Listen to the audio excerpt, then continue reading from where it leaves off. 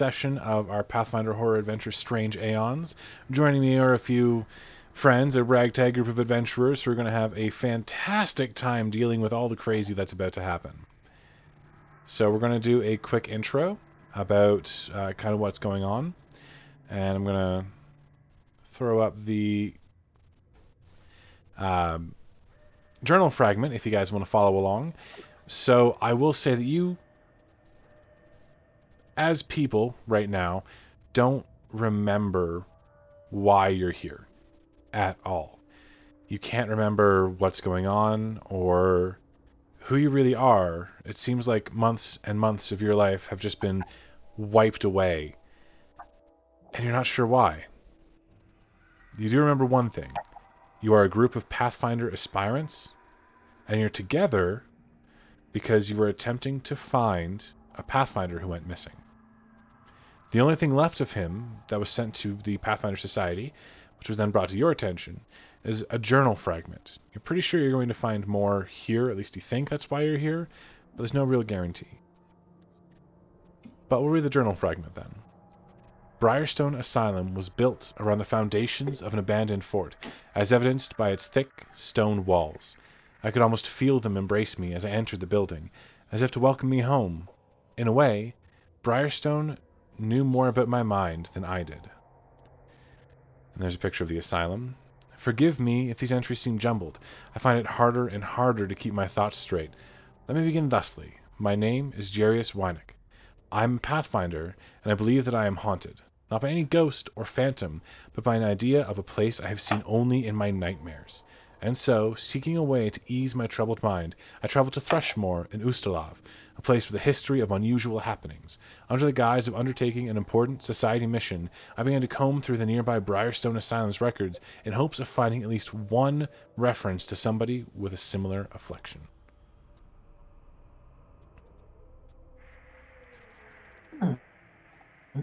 Now the four of you here awaken in a strange, almost city, a place of ideas and thoughts more than reality, shrouded in a thick, heavy, yellow mist.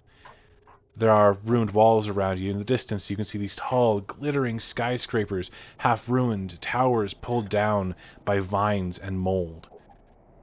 And you can hear, in the distance, footsteps, slow, methodical, but coming towards you, accompanied by the sound of scraping cloth on stone. One thought echoes in your mind. You're not sure where it's from.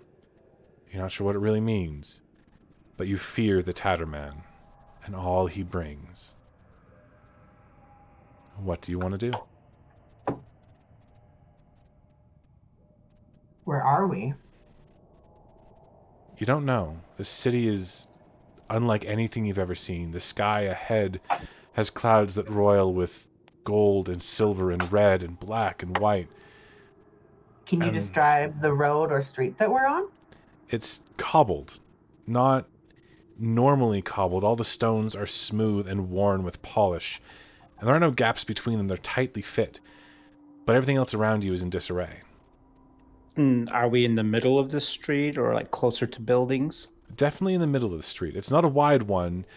In fact, a large man could reach across and touch both sides of the walls around you. They're maybe 7 feet apart. Are there many buildings around?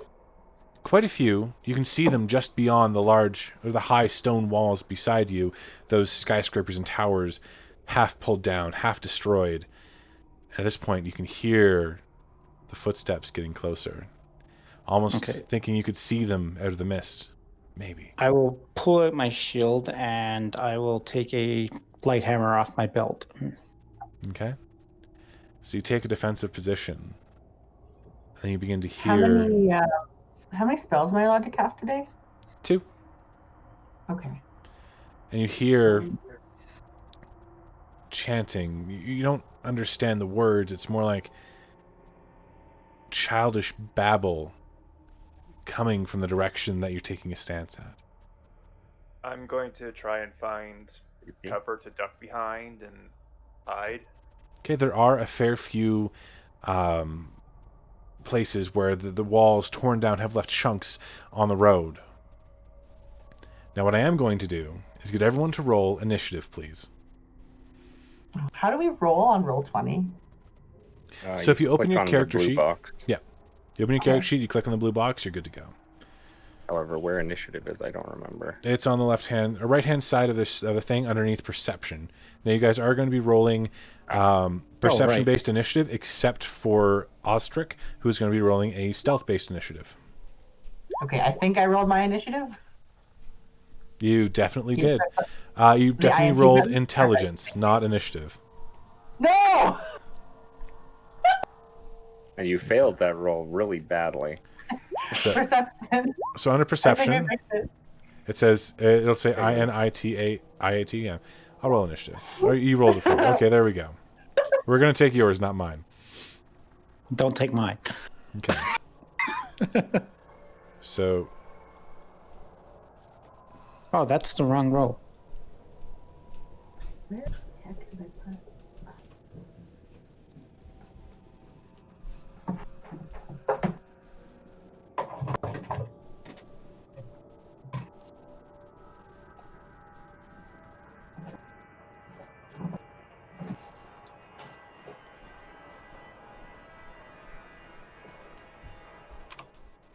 Okay, so first person to react to this insanity, who just disconnected, is Neru Rolith, who reacts with alacrity to the situation. What do you do?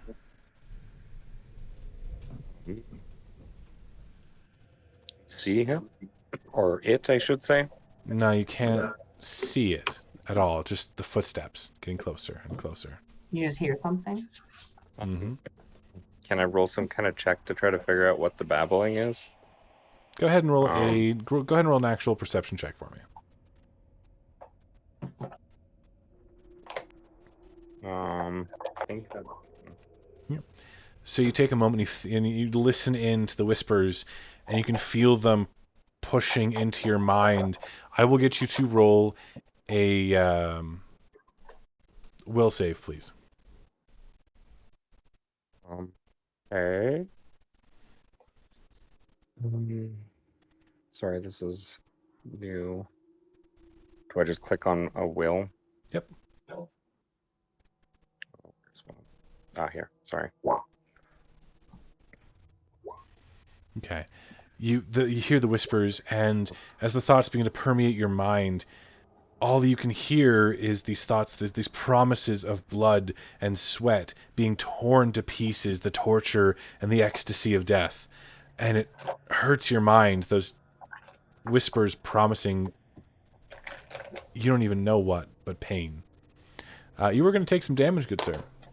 You're taking 10 points of psychic damage.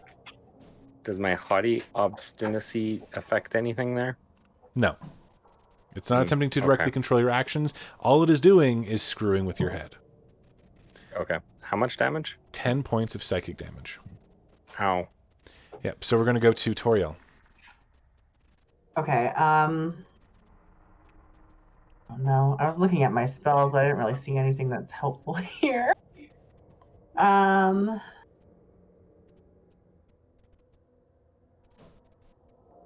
cast Charm in that general direction.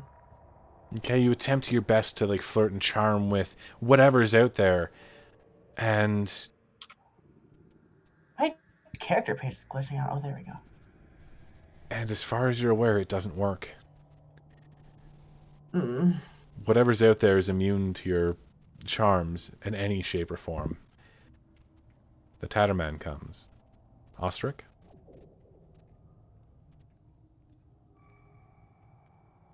Mr. Ben? Yeah.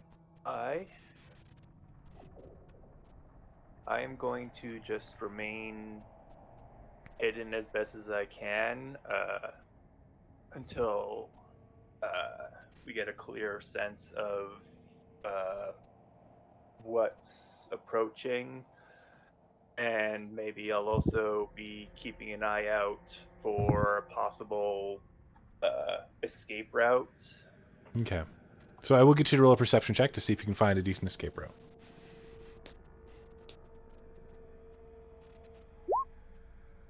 You take a look around, and you do know that there are ways to hop over the high stone walls, but the feeling of danger and this oppressive sense of doom you get from the buildings makes you really not want to go across it. You could, if only to escape the Tatterman. Is there anything else you want to do?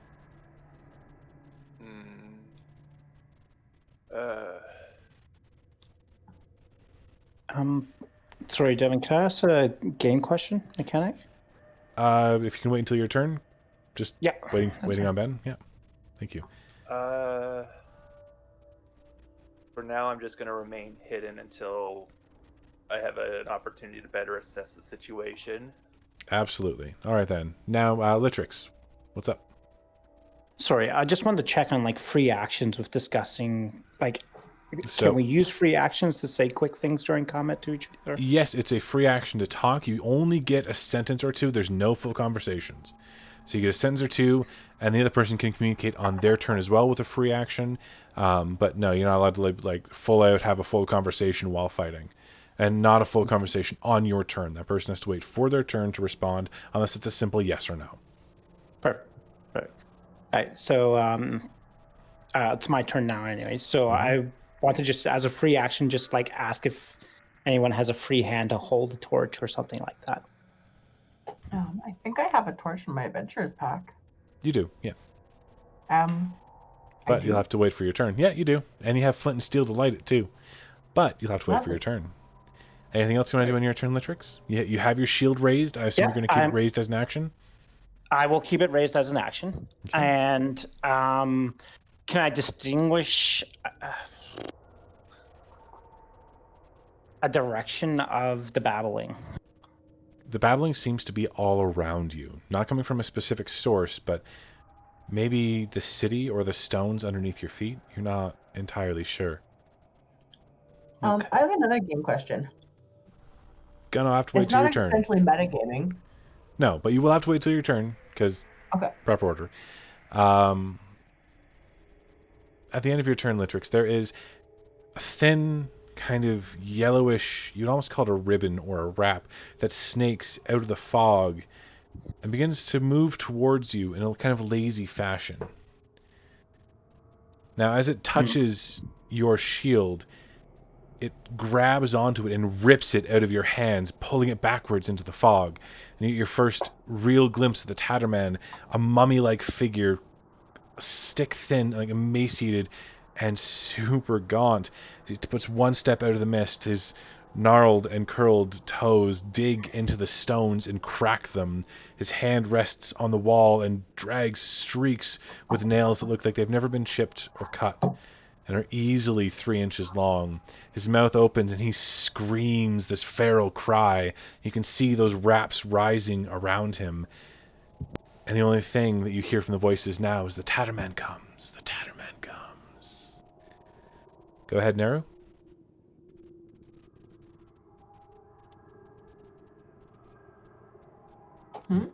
Mr. Sorry. Jeff? Yeah. Try to remember my name. Mm-hmm. Do we all kind of see this? Oh, yeah. You all see it. Oh. Okay. I'm going to try casting heal using the 3-action version of it. Okay. So it disperses a 30-foot emanation targeting all living and undead creatures in the area. Okay. And I believe that it will heal everyone in the area for 1d6 worth of damage, and I believe damage as well the same amount. I could be wrong. It will damage any undead the same amount, yes. So if I do that... Oh, it didn't actually roll a d6. No, it did not. And it's a D8, by the way. Is it a d8? It is a D8.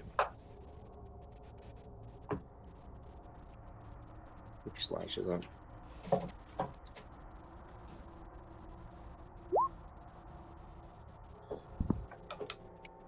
I rolled an 8.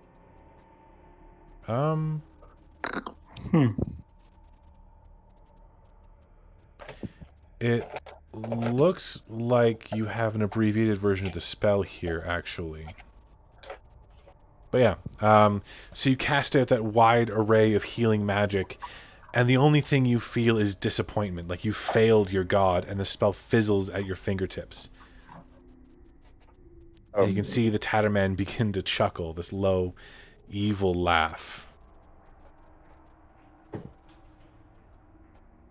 Okay. That was all 3 of my actions. So Mm-hmm. Toriel? Okay, my question. Do we know each other's names? And are we familiar with each other before this? And do we know Nope. about that?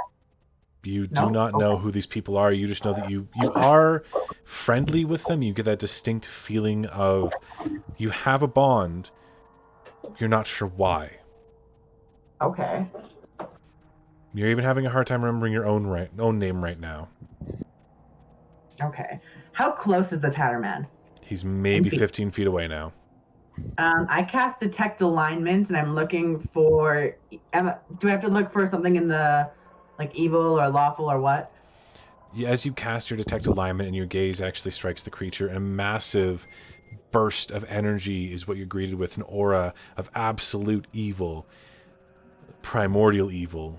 This thing is just an incarnation of fear and terror, like nothing you've ever seen geez. before. Well, that's not good. Do I have another action? Am I able to take out a torch? You can. So you can take an action to pull out the torch. It's not lit. You kind of fumble it a little bit. Your hands sweaty. You're not even sure why they're sweaty. It's just one thing. You faced off against hordes, but your hands they're clammy here. All right. Am I able to light the torch? Not yet. That's 3 actions you've done. 2 for the spell, Okay. 1 for the retrieving. So it'll go to Ostrich. All right. Now that the tattered man is in visual range, I am going to use my first action to devise a stratagem. So I will be rolling a d20. Okay. So for my second action, I will be using that d20 plus my intelligence modifier plus my proficiency modifier to attack with my crossbow from behind cover. Okay. So that my that will bring it up to a total of 19 for my attack. Okay, and damage? That will be my crossbow's regular damage plus 1d6 precision damage from my stratagem. So let me just pull that up.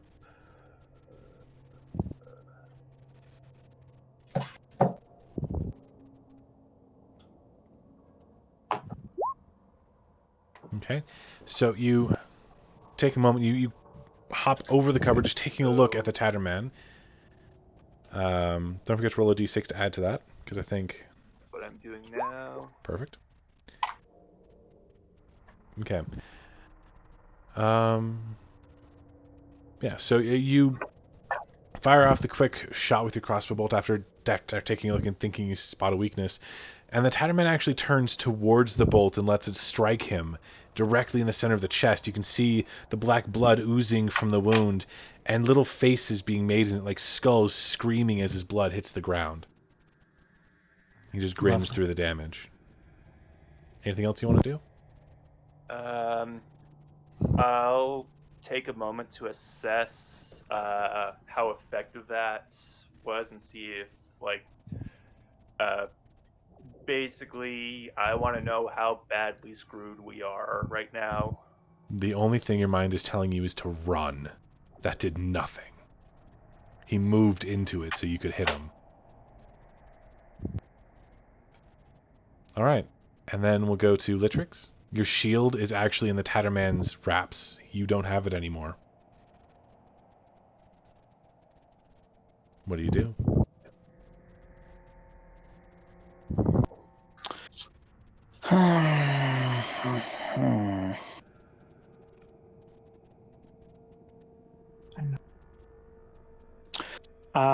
So my first action, I'm going to throw the hammer that I'm currently wielding at it. All right, go for it. Let's see here.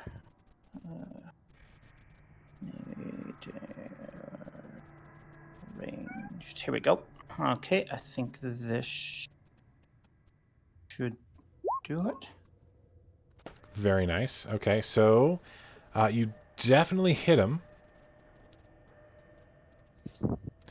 So you throw the hammer, and again the Tatterman moves so that it has the most impact. It moves his jaw in the way, and as it hits the jaw and shatters it, you can see it moves off to the side. Now you get a better glimpse at his teeth, which look like an eel's, circular with dozens of them pointing inwards, ready to rip and tear at your flesh. Okay. Second action, I'm going to retrieve a torch from my bag and my flint and steel, and use my third action to try and light it. Okay, so you manage to light it, no problem. And as the fire kind of comes to light, it's not red, it's pitch black and seems to almost pull in the light around it, the smoke, that same kind of yellow, noxious fog that's rising over the city. On the Tatterman's turn, you can see he kind of pushes his jaw back into place and grins, rips out the arrow, and then sends two of his raps forward to grab Litrix.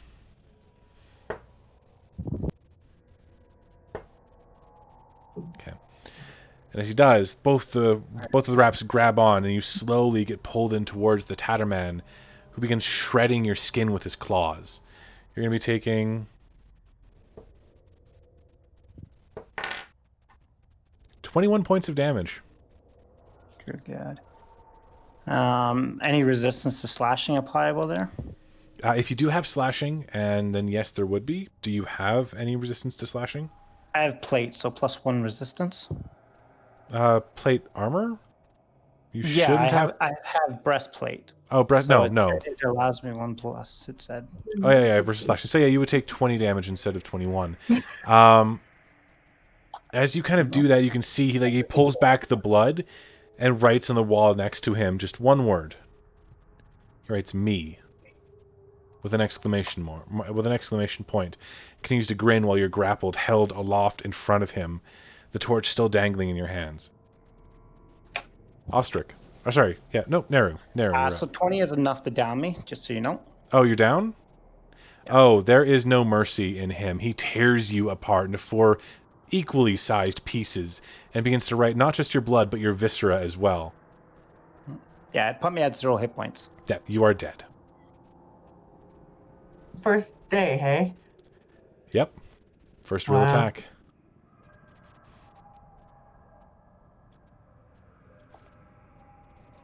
Whose turn was it? Yours. Oh. I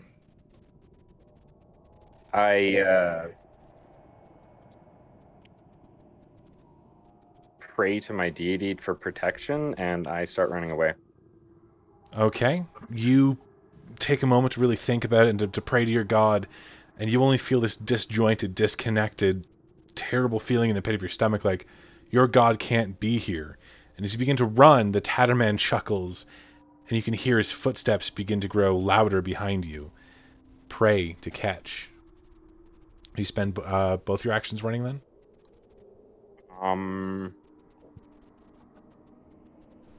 Yeah. Okay. Toriel? How tall are these walls? 6 feet. Can I roll an acrobatics to jump over the walls? Absolutely, you can. Parkour time. You attempt to. You grab the wall at the top. You try to lift yourself over, and you're not sure what caught you until you look down. You can see that underneath your feet, those smooth, equal cobblestones are actually skulls, and one of them is lifted to clamp its teeth onto your pant leg and pull you back down onto the ground, leaving you prone, surrounded by these skulls and the Tatterman approaching. You still have 2 actions. Can I pick up a skull and throw it at him? Yeah, you kind of dig one out of the ground, you rip it out, and you throw it at the Tatterman. Go ahead and make an untrained check. So just roll a d20, and we're going to add your dex to it. Okay. How do I roll a d20? Just roll my dex? Just roll /roll 1d20. Type it. Into where? Into the chat box. Where's the chat box? Underneath the chat log, In there is a... In Roll20? Yep, in Roll20. Where's the chat log? Sorry, I've never played Roll20 before. You have to click on the little like bubble things on the top left of the window on the right hand side. Text. There we go. Do I just slash roll? Slash roll 1d20. Space 1d20. Oh, dang it.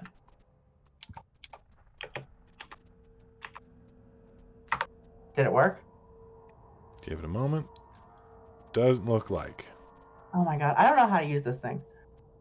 I Okay. think I typed the right thing. So what you should be typing in, and I'll is nope, that did a thing that I didn't want it to do. I don't even see a chat box. I see the other things. I see draw shape freehand. I can like type on the screen, but I don't see like a chat box. Okay. We'll solve this right quick. Give me a second here.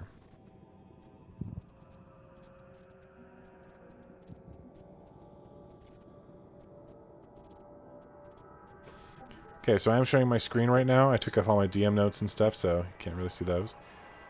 You should be able to see where my mouse is, kind of thing, over here on the chat box. Yeah. So do you have that box there? Let me see. Yeah, I'm in it, Okay, and I so don't see where to type. right down here at the bottom. Oh, okay. Yeah. I had no idea what the hell this was. Oh. Oh no. Did it not work? Oh. Oh, it worked. Yep, it did work.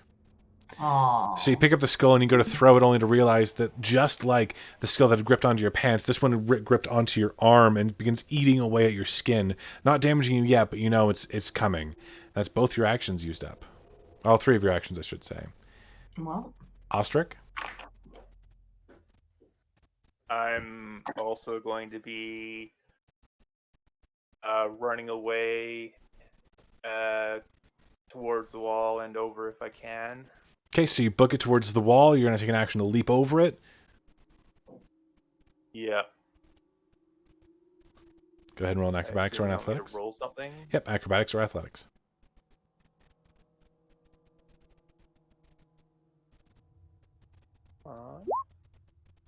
Nice. Oh, sorry, shit. So you take the roll, you jump over onto the other side, and as you hit the ground, you stumble onto piles and piles of bones. All of them like rib cages and arms, everything shattered into pieces. You land on these fragments of bones, and you're going to take a single point of damage from the shards jabbing into your skin. And as you look up, you can see impossibly the Tatterman in front of you. Not in the street behind you, but directly in front of you. What do you want to do? Okay, so before I say my next line of dialogue, I need to know if swearing is appropriate for this stream. We are good for 18 up, so go for it. Well, fuck. Then I'll draw my sword cane. Sorry, I missed the last bit. I was laughing. And then I'll draw my sword cane. Okay, so you pull it out, you draw it. For some reason, it seems rusted and slow as a motion. And the fear is what's really getting to you. So I'm going to make you roll a will save, please. Okay. So you managed to shake off the fear. You have the weapon out. You're ready to attack. What do you want to do? You're going to try and poke him? Yes. Sword cane. Okay, you go to attack him, and your sword king gets tangled in the wraps. You manage to pull it out, and he doesn't disarm you, but you can tell he's just playing with you. So then it goes to the Tatterman, who takes one look at the downed Toriel and laughs before moving in, and you are prone and technically grappled by the teeth at this moment in time. And that's a nat 20. So he's going to reach down, pull you up out of the skulls, and chomp your head off, crunching on the bone as he tosses your body aside. I thought you weren't gonna kill us that hard. I'm not killing you that hard. It's not, you're not dead. Really. I was turned into a plane. No. Yeah. And then you see, for both Neru and Ostrich, words appear for Neru on the side of the wall that he's running against. You see the words up, just the word up. And then for Ostrich, kind of spelled in the bones beside you, the same thing, up. For his second action, he's actually going to try to grapple Ostrich and rip the sword cane out of his hands. That is a critical hit with a 28. So he's grappled you. He's going to now he's going to try and pin you down. And the closer you get to that body, the worse it smells. It's like death warmed and rotting. You are considered restrained. As these wraps kind of hold you tight, you can smell the breath of the Tatterman, and you can see still, somehow, impossibly for you, shards of brain and bone embedded in his teeth. As he looks closer, you can see the madness just beyond his eyes. All right, Neru. Do I see him by me anywhere? You only hear his footsteps. You don't see him. And I see up written on the wall. In blood. Yep. Ah. Hmm. And I don't see anybody else anymore? They all disappeared. I mean, you saw what happened to Litrix. You can only guess what happened to Toriel after she went down. Ostrich jumped over a wall and you haven't heard from him. And all you did was run. Yeah. Can I do a religion check maybe on what's going on and the symbols or the up written on the wall or something? Absolutely, or you can. Would that be a better check? No, you go ahead and roll a religion. You've never seen anything like this before. This world is like hell, like a living hell. Only you know what hell is like, and this might even be worse. So I'm going to use my, what do I have, 2 actions remaining to just keep moving at a normal speed the entire time, just praying, trying to reestablish connection. Okay. At the end of your double movement there, you actually come to an opening. You can see ahead of you this cliff. You can hear the water underneath kind of crashing against it. As you get to the edge, you can look down and you can see that there are spikes kind of covering the ocean floor, or the coastal edge there, not the ocean floor, with bodies still impaled on them. And a single burning star that reminds you of something. You think you remember it from something you read. Ostrich. I'm going to try and break free and get out of his grasp. Okay.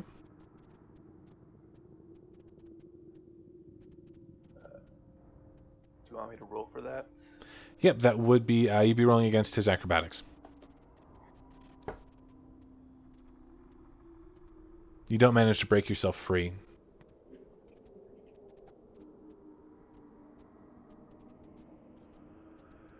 So that was one action. Yep.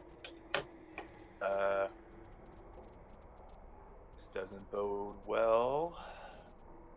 Can I use an action to try and are my arms wrapped behind my back? They're definitely wrapped, but you still have motion. He can try to control you, but you still have a limited range of motion where you could probably poke him pretty good. Okay, then and how far is the tattered man from me? Right now he's kind of like drawing you in. He's like directly in front of you, less than 2-3 feet in front of you. And do I still have access to my weapons? Absolutely, you do. Then I will devise a stratagem. Panicked, you try to focus and think of something to do. Right, so But your stratagems fail you. You can't think of a single thing to do in the face of a creature this old and powerful. and I'll just make another attempt to break free.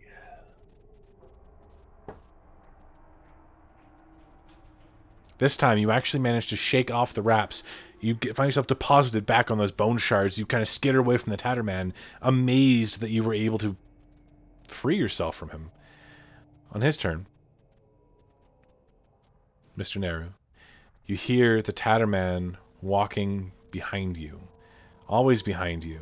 As you turn around to take a look at the edge of a cliff, the Tatterman's still walking towards you, now dragging a piece of Litrix just to taunt you with.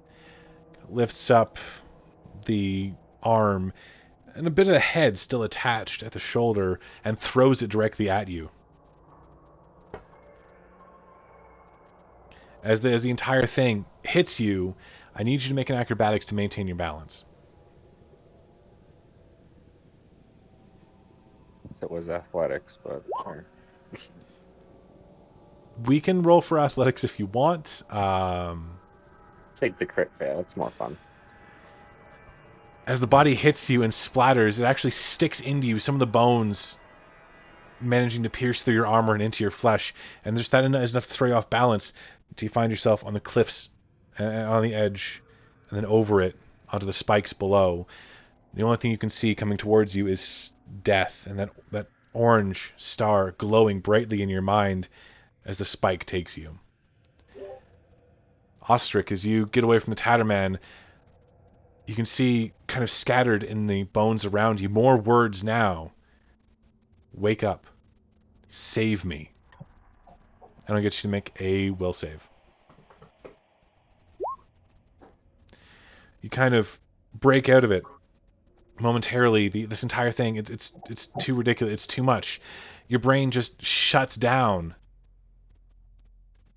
And you can't even... You can't focus on any one thing until you hear, "Wake the fuck up and save me, why don't you?" And the four of you find yourselves in these cells. Oh. And you find yourselves kind of not chained, but definitely missing your articles of clothing, your armor, and everything. You're stripped down to essentially your skivvies. There's no weapons around, and you see a man writhing on the table in front of you, his arms and legs bound, countless incisions on his body, as this creature dressed in a doctor's gown stands over him with a scalpel in one hand and a garden trowel in the other, cackling to itself. Where do I cut you next? As the man turns to the side and is screaming for help, for any kind of help at all. You guys wake up. Here. Not dead. No damage taken. No spells used. No resources or anything actually used up. Just the faint remnants of a very bad dream that even now begin to fade in front of the nightmare ahead of you. Jesus. And Are we in the same room as obviously the wake table? up to seeing this. Yep, you guys will wake up to see this. And I see the table cutting the guy open. Yep, no, you like I said, you guys can actually literally see these. Most of you do not have character things, so we're gonna roll with it. It's gonna be good. It's gonna be golden. Oh, maybe I can one tomorrow. So, Ostrich, you find yourself alone in a cell, as you do too, Litrix. The other two, Neru and Toriel, you are in in the same cell. You can see this creature. It looks, as best you can tell, human. You don't know what it's doing or why, but you can see its lips are chapped and cracked and bleeding as it pours over this creature, dragging the rusted scalpel along and just grinning to itself, just waiting to take the next incision. Are we chained down or anything? No. Is it my turn? Uh, Whose turn was it? coming back around to it, it would actually be Neru, it would be your turn. What do you want to do? So after I'm done freaking out because I thought I was just impaled by a giant spike, Mm-hmm. I obviously noticed this guy being tortured. Mm-hmm. So I stand up, go over by the bars, and I'm going to shoot a fire ray at the guy who's torturing him. Okay, does that Did I add require my character icon? does that require a somatic component or just verbal? It, I don't know. It's something I get from my god. Okay, it's fire ray, you said? Yeah. It doesn't count as a spell. Or it doesn't take up a spell slot. It's somatic, yeah. And So you verbal. would require your holy symbol to cast that, which is not on your person. Oh. I see. Yes. As I said, you guys are stripped down to essentially your skivvies. Yeah, we're naked. Okay then. I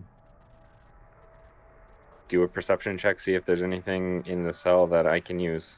Okay, go ahead and roll. To break free, obviously.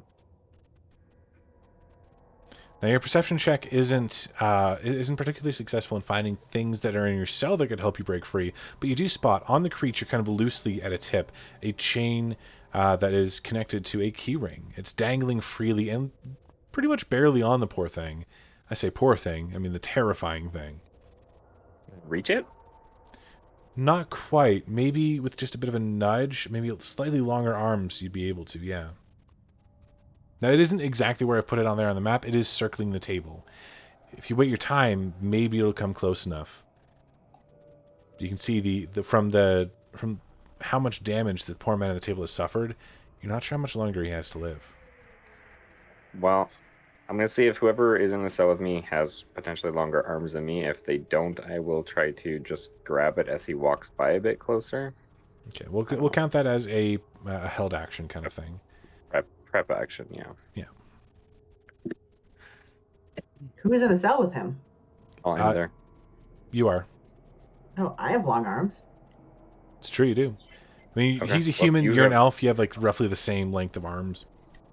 Oh, do we? We have the same wingspan? Pretty much. Whoa. Okay. Toriel. I don't know. Is there any occult checks I can roll currently? You could totally roll an occult check to try and figure out what this thing is. I would love to do that. Okay. From the obsessive nature, what you've seen is the creature's features kind of shift almost imperceptibly, but still noticeable to your very well-trained eye. You think you've spotted a doppelganger. A creature who can shift his shape, or her shape, or its shape, almost at will. They come from a place that few really know much about. A place called the Dreamlands. And they aren't friendly, not in the least. They live to glory in blood and carnage. But do I know for sure that that's what that is? Definitely. To you it says doppelganger. I whisper to whoever is in the cell next to me that I'm certain that that is a doppelganger. Mm-hmm. With my next action. Okay. And that's a free action. You're like, hey, that's a doppelganger. Yeah, I'd like to let them know that. Yeah, so it's a free action. You still have 2 more actions. What do I know about doppelgangers? Basically that they have no real weaknesses other than beating them to death.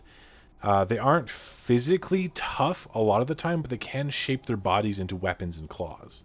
So they are resistant to magic, both of the mind and the body, but they're not, like I said, they're not very physically strong. Okay. Yeah, they're more tricksy than anything. Okay. Well, I'd let my cellmate know all of that knowledge that I have. Mm-hmm. So that way, it is not just me who is bestowed with that. And I really don't know. How big are the gaps between the bars? They're about half a foot, 6 inches or so. Could I slip through that? I'm 110 pounds. I would say with difficulty and maybe a bit of lube, yes, but as you are now, probably not. If I push her. An Yeah. assisted, yeah. If you want to take an extra action on your next round to give her assistance, she can totally attempt. We'll call it an acrobatics again with a +2 bonus, and we can attempt to slip through the bars. Okay. Yep. Did that. So it'll be an 18. So the next time when he grants you assistance on his turn, you should be able to force your way through, you think. Yes. Ostrich? So I want to just check and see if I would be able to see the key ring mentioned as well in character. Okay, go ahead and roll a perception.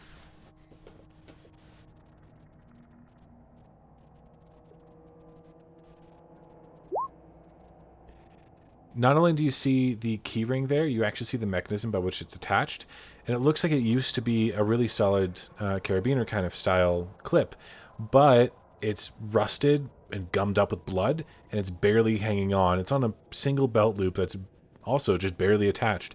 Grabbing those keys would be a simple task if only the creature would come closer.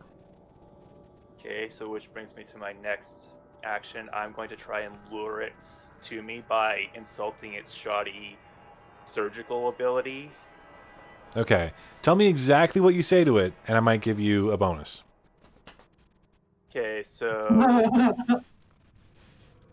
I guess I'll start then by examining the body with a cursory glance and seeing if I can determine what kind of procedures are being used and whatnot, so that I can kind of very specifically insult this creature's methodology. I would say as part of your perception check, I would allow it, so it's not going to be an extra action. As far as you can tell, this creature is cutting for the sake of cutting. There's no rhyme, rhythm, or reason to anything it's doing. And you, being very well trained in medicine, understand more than most. This guy is on the edge of bleeding out and dying, and there's nothing beneficial being done. He's just being cut for the sake of being cut. Like an experiment, instead, not even a really good experiment, because they're not going to get anything out of this. Not a person, just a thing to be cut. So I guess I'll be like, hey, you're being really stupid. If you want to draw this out and make the pain last longer before this guy dies, you got to start cutting in these locations. And, your tools, they're just so unsuited for this job. You really amateur work. And the creature stops, and it slowly turns to you, its head swiveling, not like it normally would, but at a weird angle as it moves its head towards you. And you can see better now the very gaunt face of a woman who looks like she hasn't eaten in months. And she just, "What do you mean? Amateur?" She kind of walks towards the cage and threatens you with a scalpel. "You're next. I hope you enjoy this so very much. I know I will." And then as soon as the creature gets close to the bars, I'm going to reach through the bars and try and grab it and pull it towards me and restrain it up against the cell bars. The creature, or so you're gonna try to grapple the creature entirely? Yeah. Right. Athletics or acrobatics, your choice. I've been rolling so well. Please don't let the streak end here. Oh no. Did not mean to grab that. Oh no. Sorry. The map is off. Oh, I did not mean to grab that. It's just... Z, Control Z. There we go. Oh, perfect. Okay. You grab the creature, you grab it by the shoulders, ram it towards you. It drops the scalpel and just looks at you, and you can see a strange look in its eyes as it delights in the pain of being forced against the metal bars. Oh, you're feisty. I'll enjoy cutting that out of you. All right. So it'll be all three of your actions. It will then go to Litrix. How sturdy do these bars look? Very. They're solid steel. And the hinges? The hinges are pushed away, like they're away from your eyesight on the outside. You'd have to be able to like crane your head and take a look on the outside to take a look at the hinges themselves. If they're anything like the bars and the hinges across from you, they're extraordinarily well made. Like they're made to imprison a lot of people at once. A lot of strength. Okay. So the doors swing outward, basically. Yeah. And we have no gear on us, Nope. no armor or anything like that. Mm-mm. Anything else noteworthy in my cell? Just you. Then again, you're never really unarmed, are you? Or unarmed, are you? You do have claws. I do have claws. Yeah. No, I do. By the way, how strong are my claws? Fairly. Not strong enough to pick a lock with because they're too big, but you know. Yeah, but they're not as strong as metal either. No. All right. Well, he's clearly got. I can probably tell what's going on the other cell. Obviously, You I wanna heard hear them. you heard the words, and then you heard like the clang of a person's body being pressed against metal. Right. So, and there's no chair, nothing in the cell at all. Nope. You were slumped against a wall. And we're chained behind our backs? No, you're not chained at all. Oh, okay. I could almost work with chains. And we have none of our items. So the only thing I could do.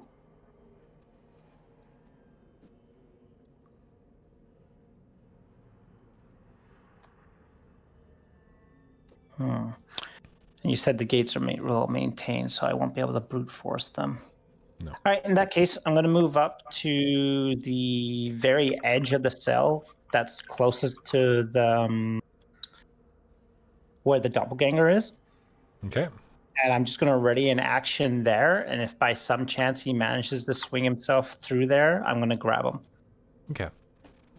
So it's the creature's turn, and the first thing it does is it changes its features to match Ostrix. Like its face changes in subtle ways that make it just a little more like you. And then it reaches through the bars, its face squeezing through them, kind of like their bones are liquid, just to give you a kiss. And then they back off, and they start to stab you with the scalpel. You said he dropped the scalpel. Oh, no, I did drop the scalpel. I didn't drop the garden shovel. That's what he's attacking with. It will say claw, if you guys do see it, but it's the garden shovel. They kissed? He did do a kissing. Ooh. Can you guys actually see my rolls? I'm not sure if they whisper to me or not. Oh, We saw a claw. Yeah, you see the claw? Okay. What's your AC, Mr. Ostrich? Without armor, because I am not wearing it, it would be, I guess I would have unarmored proficiency. You would. So, it'll 2 plus dex. be 14. So it's not a critical hit, but the shovel's going to like jab into you for 10 points of piercing damage. And like the creature grins and then tries to push itself out of the grapple. So I'll get you to roll an opposing acrobatics check, please. Damn it. Where on my page is my health? On the right-hand side underneath hit points. Thank you. Mine says max 1. Need to change that then. Give me... we'll worry about that in just a moment. Okay. I'm going to pop that out. There we go. Okay. So the creature tries to struggle to get away from you and doesn't quite manage it. And looks like it's just going to stab you with a shovel until it gets its way. We'll go for... Neru, you're up next. Okay. Sorry. Who are all the different icons? I changed my picture on here. This one. You should Mine be... is the pixel one. I should be down here. You should right? be down there, yeah. Then whoever that is needs to. Okay. Okay. So I'm going to use the one action thing to help push Natasha's character through. I don't remember the name of her character, so Toriel. There we go. Toriel. Oh, there it is right there. And has he moved around the table? Oh, no, I guess he's still being He's being grappled, yeah. I guess I will tell Toriel to grab the keys off of his pocket while the dude is distracted, or to heal the guy if you can. Okay. Okay. So you kind of waste your Free the time. guy? Yeah, you take your time telling them, like, hey, these are our objectives kind of thing. And then, Toriel, what do you choose to do? I'd like to roll a stealth check to steal those keys. I believe that would be a sleight of hand or thievery. Can't remember what it's called. Okay. I've got pretty good for that too, so. Free. Okay, so give me a moment. I'm actually going to change your hit points. You are an elf bard, which means you have 6 and 8. There's your hit point max. Thanks. No worries.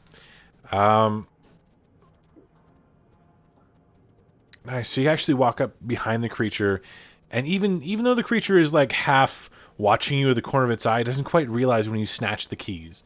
So that's 2 actions. You moved up, you snatched the keys. What are you going to do next? Gonna unlock my cellmate from his cell.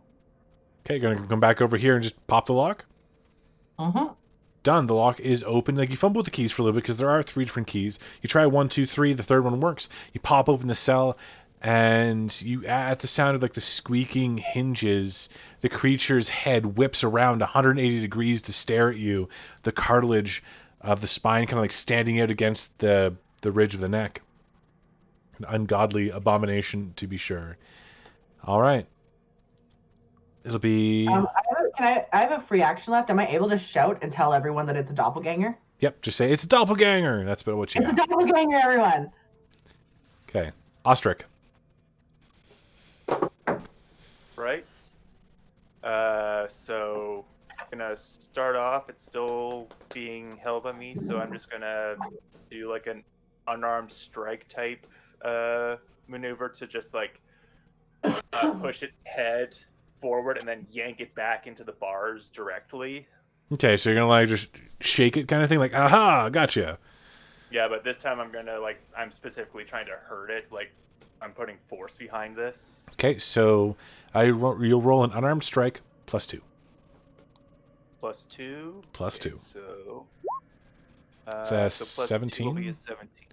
for 4 bludgeoning. Okay, so you push the creature back and then you ram it forward against the bars of the cell. You can definitely see you've chipped a couple of its teeth as it spits out the blood and bone from its mouth. What else do you want to do? Let's see.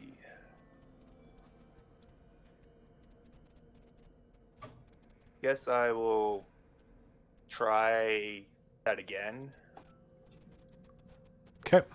Second unarmed attack. Nice. You just keep doing it. It worked the first time. It wouldn't work the second. You bash the creature again, causing a lot of blood to flow to the creature's mouth as you're just bashing it half to death. You still have a third action, good sir. And then for my final action, I'll just shove it away because being shoved by a garden trowel did not feel pleasant at all. That's fair. So you just push the creature away. It stumbles back about 5 feet and comes to its senses a little bit. Still looking like you. It points the trowel at you. You! How dare you! Can I just use like a free action to be like, even bloodied, I still look pretty damn handsome. Fair enough. Litrix. Yeah. I'm just going to try to bend the bars open. Okay, you go ahead and make like a strength check against the bars themselves, trying to pull as hard as you can. strength check. So we're looking at athletics. Yep, it would be an athletics check. Okay, you pull and you pull and you pull, and you've managed to bend the bars a little bit, but not enough to slip through. If you keep working at it, you might be able to get it in a couple turns. Sure, that's what I'll do. So is that one action or 3 actions to do that? That was one action to pull the bars. So I can use my second and third to continue? Absolutely, you can. Okay. The second and third attempts, the bars don't bend nearly as much, but you've got it at about, say, a 9-inch gap. You wouldn't be able to fit through it quite yet, but you're almost able to. Sounds good. Okay, on the creature's turn, it's going to look around. It's going to see that there's... You're out of your cell! Get back in there! You're not cured yet. You're not done. As it walks towards you, it's going to take a stab at you with the trowel. Me? Mm-hmm. Hey, he moves really fast too. Can I roll an acrobatics to dodge out of the way to do Nope. a nice little roll? No, that would just be, it's just against your AC, that's all. Oh, Yep. So it will hit you for 5 points of damage as she kind of shivs you with the garden trowel. I look around to see if there's anything that I can use as a weapon. You'll have to wait for your turn. It was the creature's turn this time. Oh. Yes. Neru, you're up. Okay. Nothing. How does moving around enemies work in Pathfinder 2? Pretty much as long as you don't leave the threatened area, we won't call it. Sorry. Most people do not have an attack of opportunity. Only typically fighters, paladins, like very martial characters, have an attack of opportunity even. Knowing that this is a doppelganger, and she got a good enough thing to know that her reflexes aren't quite fast enough to keep up with someone just moving out of combat range. Okay.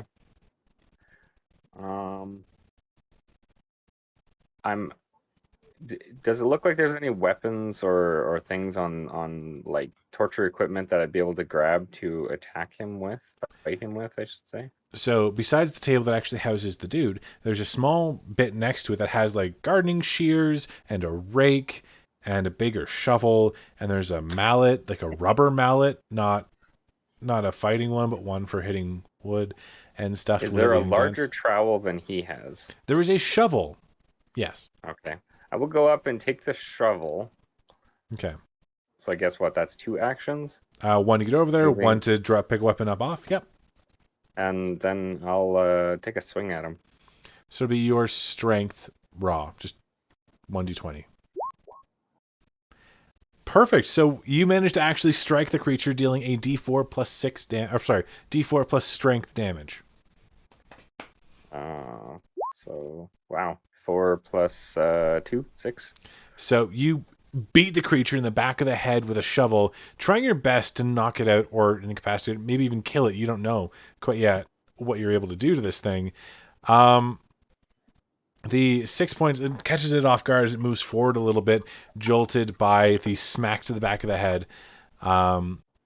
It looks a little alarmed now that there are 2 people out of the cell. So, Toriel. Can I roll a perception check to see if I also see those weapons? Oh, as soon as he walked over and picked one up, you saw like the gardening implements right there. Some things you could use. Yeah, definitely. Okay. Am I able to make it there? Sorry, I'm trying to find that character page again. I must have put it down. There we go. Because it is within 5 feet of you, you can literally reach over and pick up a weapon, no problem. Okay. What's on the table again? Sorry. There's a bunch, like pretty much every gardening implement you can imagine. There's like rubber mallets and basic tools. There's some nails. Think like your garden shed variety stuff or like garage tools. Non-power, like of course. Like a hammer, maybe? Oh yeah, there's a hammer there. I take a hammer and I swing it towards the head of the doppelganger. So it's just going to be a raw strength check. Okay, so I just roll strength. Mm-hmm. Oof. Probably not great. 18. Oh, and you're going to roll a d4 plus strength damage as you bludgeon this creature with a hammer. How do I do that? Just type /roll 1d4.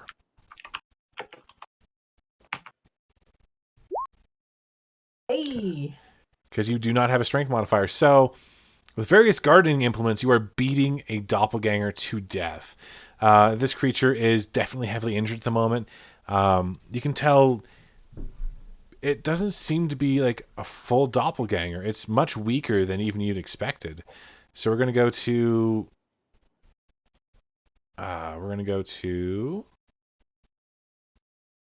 So Tori, you actually still have one action left, actually. You reached over, you picked up a weapon, you swung once. You can swing again. It will be at a -5 this time, though. Keep in mind, if you roll more than 10 below its AC, that's a critical failure. Can I kick it? Kick it away from me? You can attempt to push it. Yes, that would be an athletics check. Okay, I'd like to roll the... Okay, you attempt to shove the thing, and it is a little more solid than you thought. So it's not strong, but it has a weighty presence, even though it's really, really gaunt, and you don't manage to push it at all. No. Okay. Okay, then Ostrich. I'm going to take a free action to wince a little bit, seeing someone who looks like me getting so handily beat the fuck up. Mm-hmm. And then I'm going to go to the lock and see if I can't figure out a way. I know I don't have any tools on me, but just some way to kind of try and finesse it open. Okay, go ahead and make have to wait for. Yeah. Sorry. Go ahead and make a thievery check.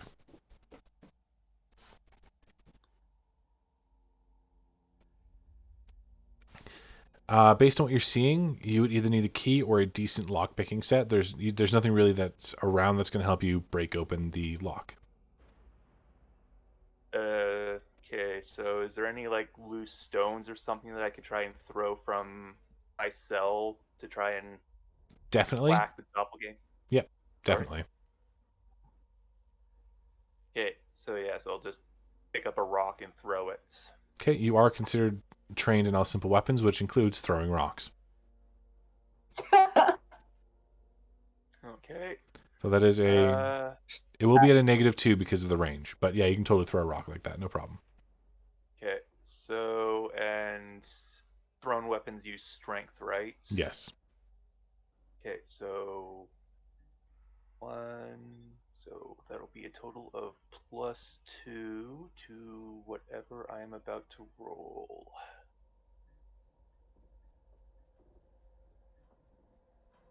So 15. 15, I believe hits. I'm going to double check that. So a 16 hits. Is a 15 hit? A 15 does not hit this creature. So the rock bounces kind of like aimlessly off of the cell right next to it. Not quite a good hit. That was a good roll. There we go. Still have one action. I found a webcam. Yay. And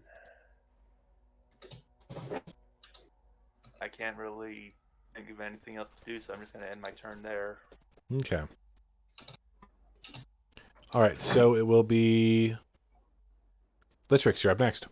You still have those bars bent a little bit. You think with 2 more good pulls on it, you might be able to open it up and slip through. All right.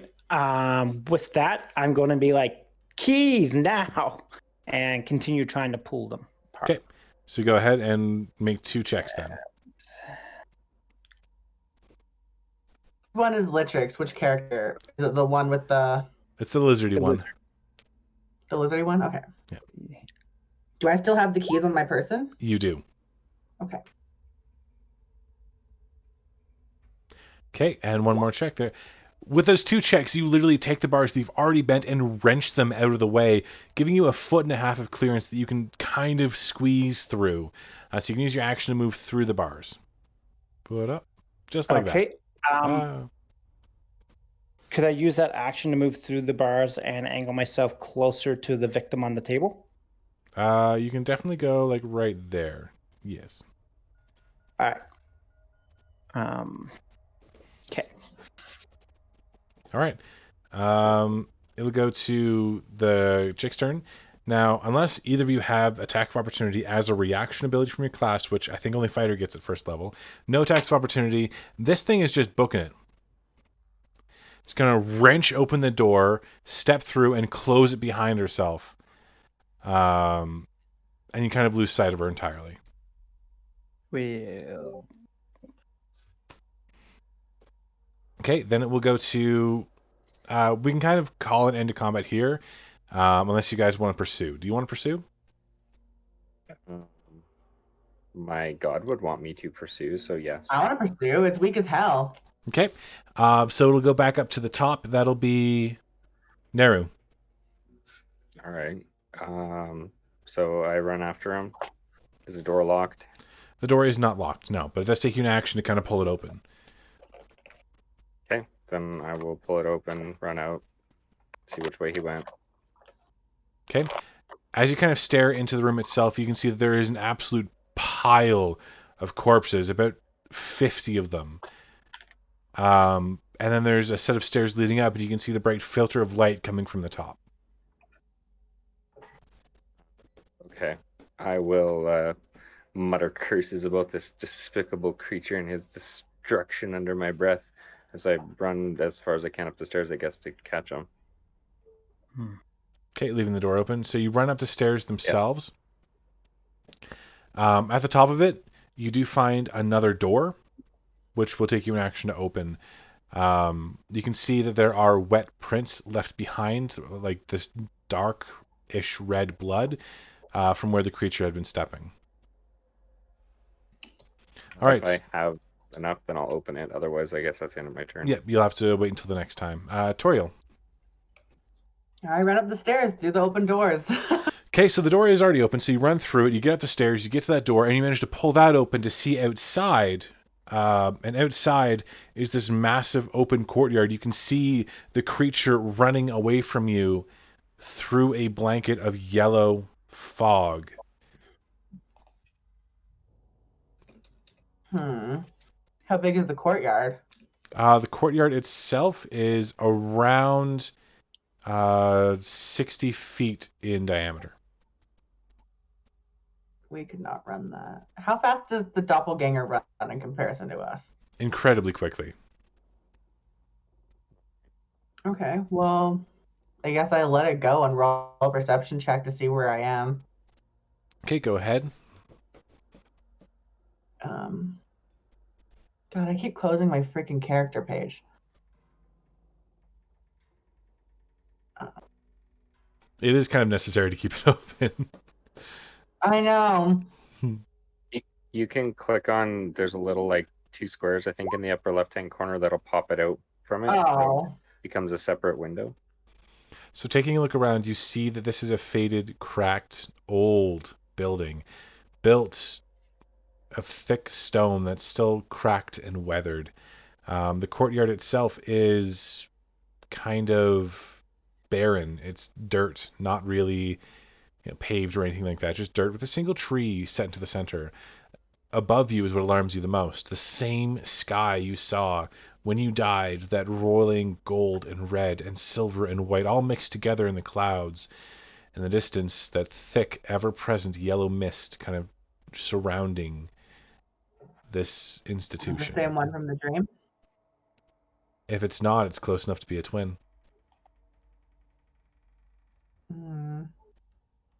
Okay. We're going to move on to Ostrich. Your turn. I'll just be like, I'm fine. Don't worry about getting me out. I'll be perfectly fine. And then I'll just start trying to break the lock open on my cell. Okay, go ahead and roll thievery checks.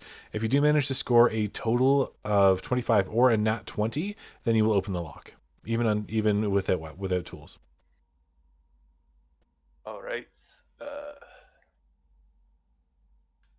Would you say that this lock counts as a creature for the purposes of devising a stratagem? I would not, no.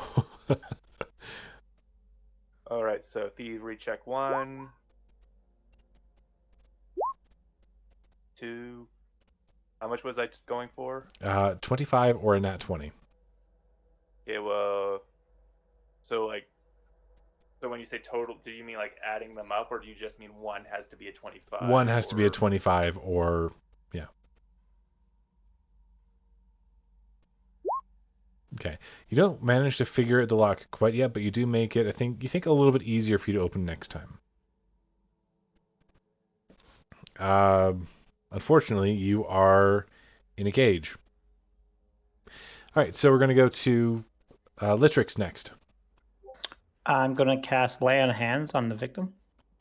As you approach the person in question, it's already too late. You can tell they're no longer breathing, and they have definitely expired. Okay. Then I will change to quick perception and look and see if our weapons or anything else is around the room.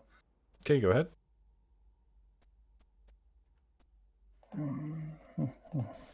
Oh, that's the fragment. Sorry. Perception. Okay.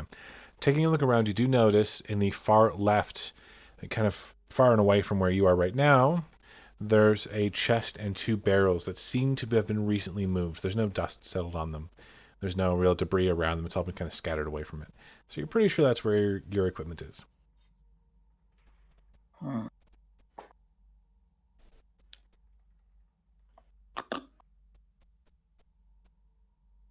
Okay. But that is an attempt at lay on hands, and then a perception. You do have a movement left, or like you have 1 action left. What do you want to do with it?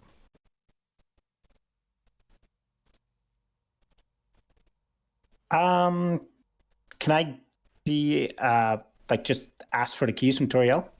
She is way and far away up the stairs. Is she already gone? Yeah, she already ran. Oh, okay. Sorry, she's not there right now. She's somewhere up here. Perfect. In that case, I will just make my way over to the chest. Okay. And the 2 barrels. If I can be more actively cautious, I will try and at least keep an eye out for traps. Absolutely. You won't be able to open them this time because interacting with an object does take an action, but yep. You were able to get over there. So that rolls back around to the doppelganger who books it into a building on the opposite side.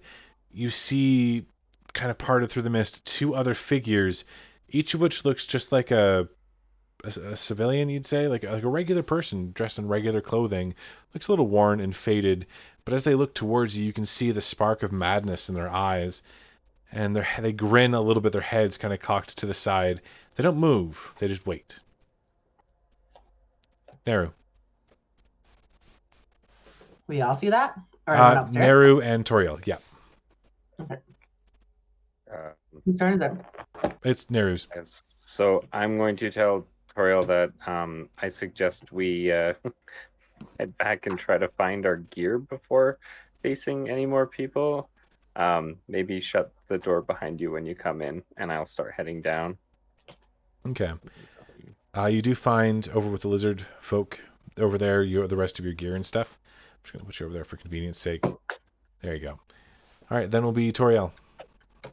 Okay. I go inside and I try my best to lock the door behind us because I do have the keys, right? Yep, and yes, one of the keys is to this lock. You hear a definite loud click. Cool. I don't feel much safer out there than I do in there because I don't know anything in there, but whatever. I go downstairs and investigate the room. Okay, so the room that you're in currently, like this one right here? No. The jail cells that we were in. Okay.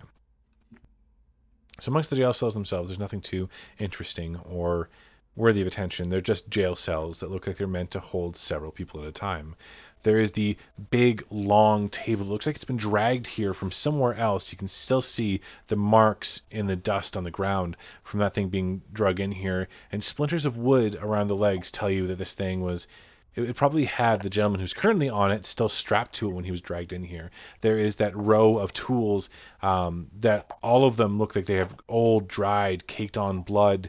And you're thinking from the pile of corpses in the other room, these tools have been used a lot for definitely not the right reasons. Now, as well in this room, you do find kind of around the corner. Oh, 1 second. You do find around the corner a cold iron furnace that kind of hunkers in that corner of the basement. It has a 4-foot square door that gapes half open. Nearby, you can see a pile of gory clothes and other relatively flammable trash. So you're pretty sure this is how they were disposing of everything but the bodies. It's cold at the moment, but still has coal and a little bit like the faintest smell of burnt hair kind of hanging around it. Okay, so that's Do I have one does more it. action left? One more. I take the keys and I throw them to the remaining person in the cell. I'm not going to unlock you. Unlock your stuff. All right. So Ostrich, the keys kind of slide into your cell at your feet just as you're wiggling with the lock and you really think you've got it. So go ahead, Ostrich. I'll be like, had it, but thanks for the help. And then I'll unlock the door and get out. Okay. So you guys managed to kind of get out. You can take some time, decide what you want to do in this place. Do I have any more actions after exiting the cell? You do. You have 2. Yeah. Okay, I am going to immediately head over to the body and begin looking it over. Obviously, kind of, very much dead, but I kind of want to see if there's any like indications of who this person was or any just going into forensic analyst mode. Okay. So I'm going to swap you guys to a different page. You no longer have to move like grid movement or anything like that. Just tell me where you want to go, and we'll go there. So The dude is like dead, right? yeah, that dude is definitely dead. He bled out. So taking a look at the body itself, Ostrich, you do note that he didn't really have any identifying papers or anything in his pockets. Most of his clothing was that same white kind of gown or lab coat that the doctor was wearing, only it was a little tighter. The gentleman in question had much larger muscles and had more scars on him than any doctor you've ever seen, which leads you to believe that this required an investigation check. Hooray, an investigation check for the investigator. Yep. So You'd be a terrible Perception. investigator if you didn't have it. Yeah, perception. Can I like assist him? Oh, never mind. Oh, there we go. Oh, wow. You could. I don't think it would help. Yeah. So taking a moment to look down the body, you note that the cuts and scars are old. This person has been moved back and forth onto this table several times. And just based on the physique and what he's wearing, you're pretty sure this person was like an orderly, And taking a closer look around the room itself, you start to piece things together. Thick bars meant for several people. Based on the descriptions of upstairs with the courtyard and stuff, you're pretty sure you're in an asylum, and this person was one of the ones who used to work here, along with the doctor, who, well, while a doppelganger was way too weak, even for a doppelganger, maybe a recent change into a doppelganger from a human. They didn't seem to have full control over their powers, so you're not sure exactly what's going on, but you start to put some of the pieces together at least. Does that make sense? Yeah. I guess also do we remember our connection to each other, or are we still hazy in the memories at this point? At this point, you remember your name. You remember these other people being with you when you received the journal fragment, and you know that you're here to rescue a Pathfinder. And that's about it. For you in particular, with each other. familiar with each other. Yeah, not really familiar with, no. More like... Would we at least know each other's names and roles at this point? No, actually wouldn't. You sense a bond. You know that you belong together with them. You don't know who they are or why you feel that kinship. Okay, well, then I guess at this point I'll relay the information that I just learned by looking over everything. And then as an afterthought, I'll be like, oh, right, silly me. I'm Ostrich Balaam, investigator extraordinaire, at your service.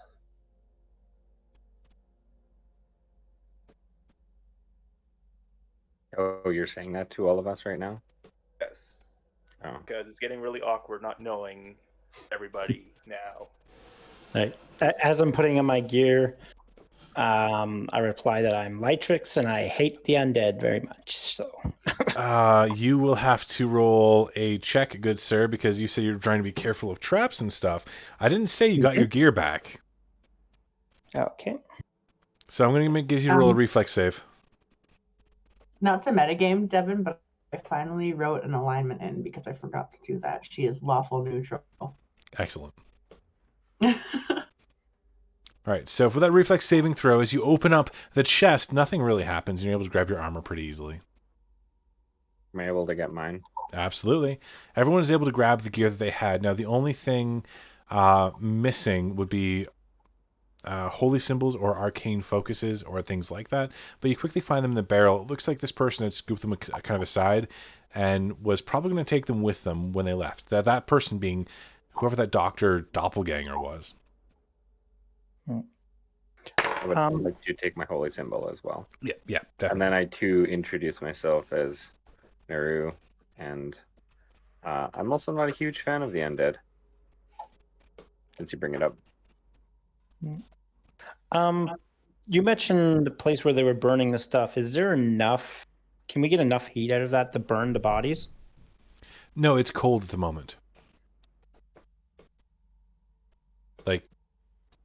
Like if we lit it, if you lit it, resources to light it. If you lit it, there is enough coal in there that you would be able to probably toast a body or two entirely. Other than that, you need more fuel. Okay, so not all of them. No, there are a lot of bodies out there.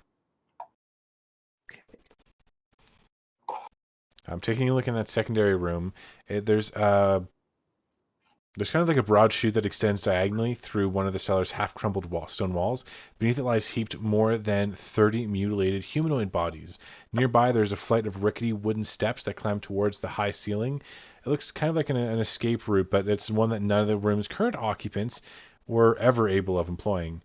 The smell of rotten decay in the room is nearly overwhelming, and there's the heavy buzz of flies, though there aren't any flies present.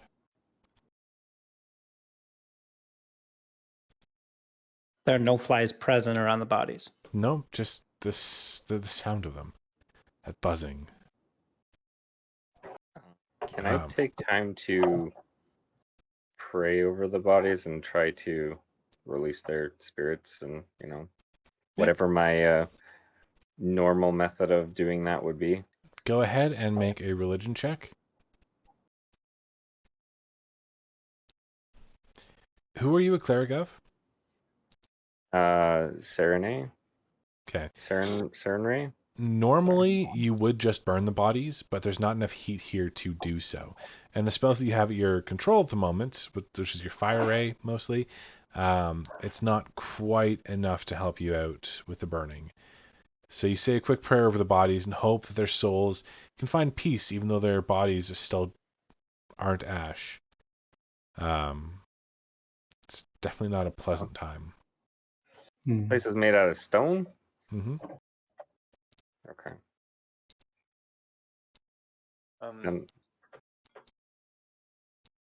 Sorry, go ahead. Sorry, I was just gonna say, now that I have my supplies back, can I do some? I'm gonna do a round of first aid on anyone who needs it. Myself first and foremost, because I took a pretty nasty travel hit. Yeah, it's fair. Right. So seeing this, does he consume first aid supplies to do this first aid check? No, the healer's kit, it's assumed it's replenished, so whenever you come into a place that you can replenish stuff at, I don't really count uses or charges. Okay, so I don't know if I should use my lay on hands is what I'm getting, or if we're doing a short rest, or I don't know what everybody's doing exactly in that sense. Will we be moving on, or will we be resting up? That is entirely up to you folks. I will say now is a pretty good time. Now is a pretty good time to take a quick break. So if someone needs to go to the bathroom, get another glass of water, or whatever, I'm going to put the stream on a be right back kind of notification. I'd say around 5 minutes or so, and then we can keep going. Sounds good. Tell me when the stream is on. I'll be right back. Okay, I'm going to take a bong rip.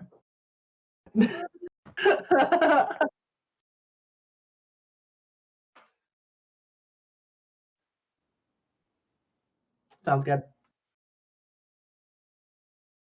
Yeah, it's supper time. Sorry for making you guys hungry.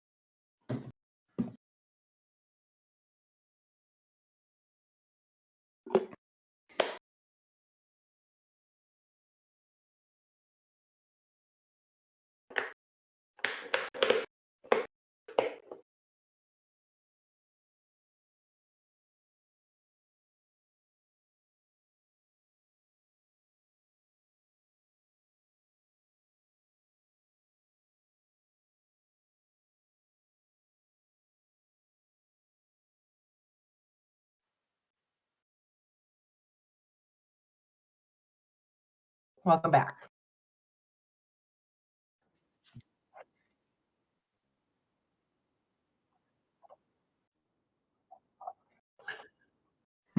Yeah, I have it. My roots are like so overgrown right now. Like they really need to be done. And you can tell that I'm not naturally black haired.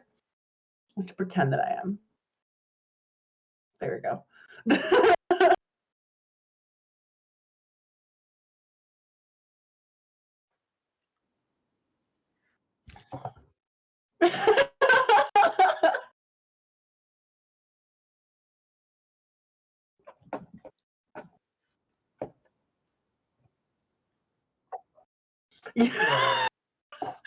I was talking to my boyfriend. I was doing my makeup while that was happening, and he came in to take a token. He's like, "You good?" I was like, "I'm fucking dead already."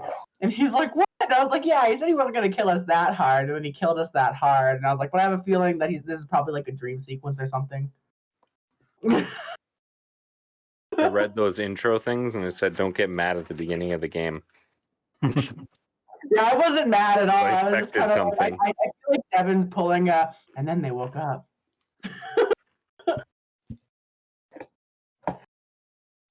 I was just mad it took my shield. I was gonna charge. I was gonna charge it one way or the other.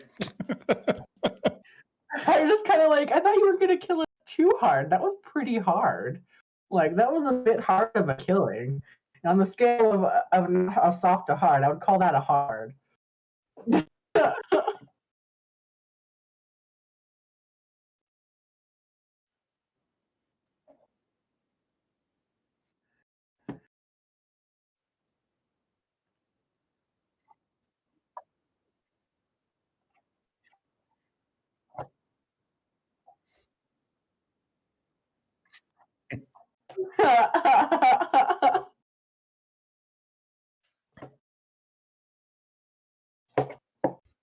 Some players are like that, though. They just gotta know what's up. I had a group, one of their party members was hooked and being dragged into the air, and the other guys were like, I'm going to search through all this gold beneath him instead of like helping. Just like, okay, you do that. I think what happened to me in Dungeons and Dragons once is I like accidentally gave a kid a heart attack, and then I woke him back up with the power of cleavage. I've heard that one before. I was like, well, can I roll a healing check and just pull him really tight? And he was like, yeah. And I did, and I'm nat 20. And he was like, the power of boobs has brought him back to life. And I was like, yes. So good. 10 out of 10. Fucking speaking of food, we ordered food from like this restaurant, and I ordered like slow roasted chicken, right? Like probably just assuming I get a breast. They chopped a chicken in half and gave me one side. And I'm like, holy chicken shit. breast. Yeah, a lot more than a chicken breast. I got a whole half of a chicken here.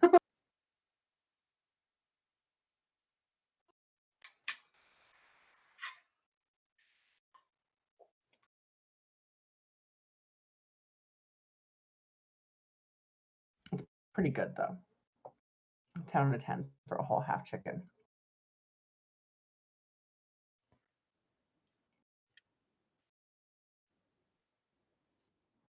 I'm good.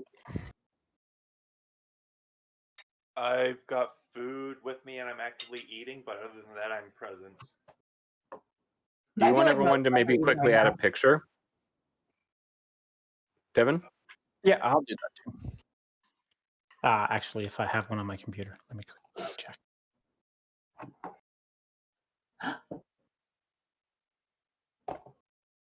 Drop a piece of chicken on the ground.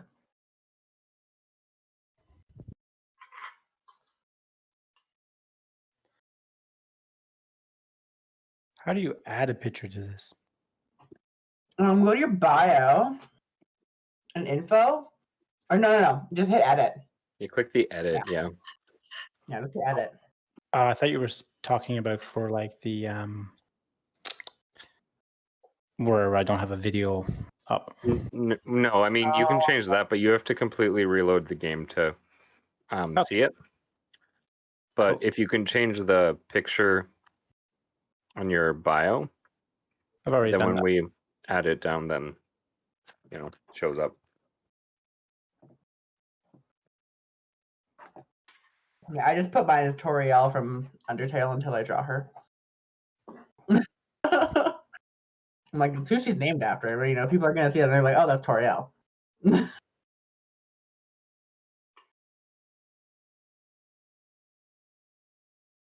I've never actually played Undertale. I just really like the way that name sounds, and like elf names kind of end in like EL, so.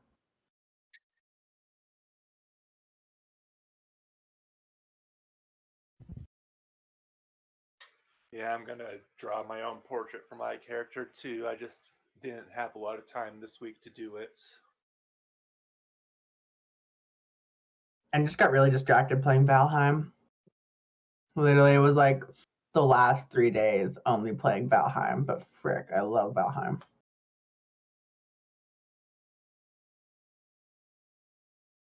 I thought I ordered regular potatoes, but these are yams.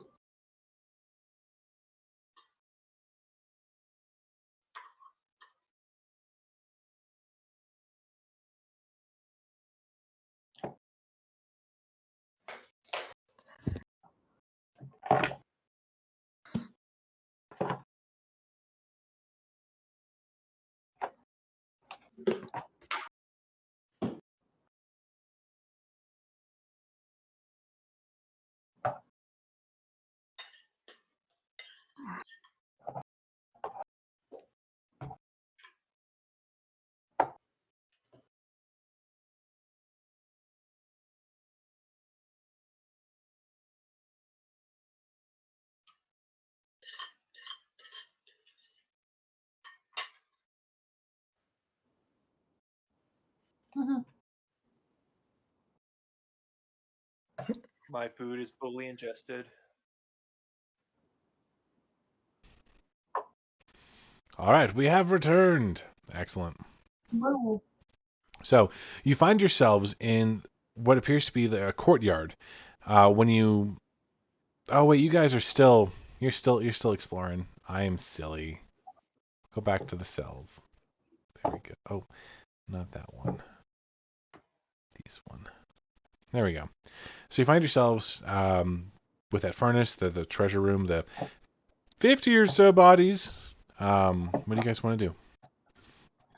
Was there any other treasures? Taking some time to sort through what's in the main room, you don't find anything. You could probably find some more stuff on the bodies if you wanted to dig through them. I do not. Whose turn is it? It's just free action. Say what you want to do. I'll look through the bodies. No, I advise you not to. These bodies have been desecrated enough. Let's just leave them be. Yeah, but we need stuff.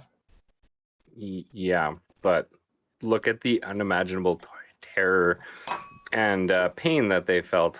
How about we just respect their death? They're dead anyways. They're not going to use it. I ask that you please leave the dead bodies alone and not be weird about it. It's not weird, it's practical. Okay. Thank you.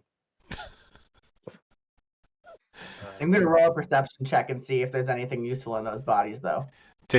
By taking a quick glance over them, go ahead and roll. Okay.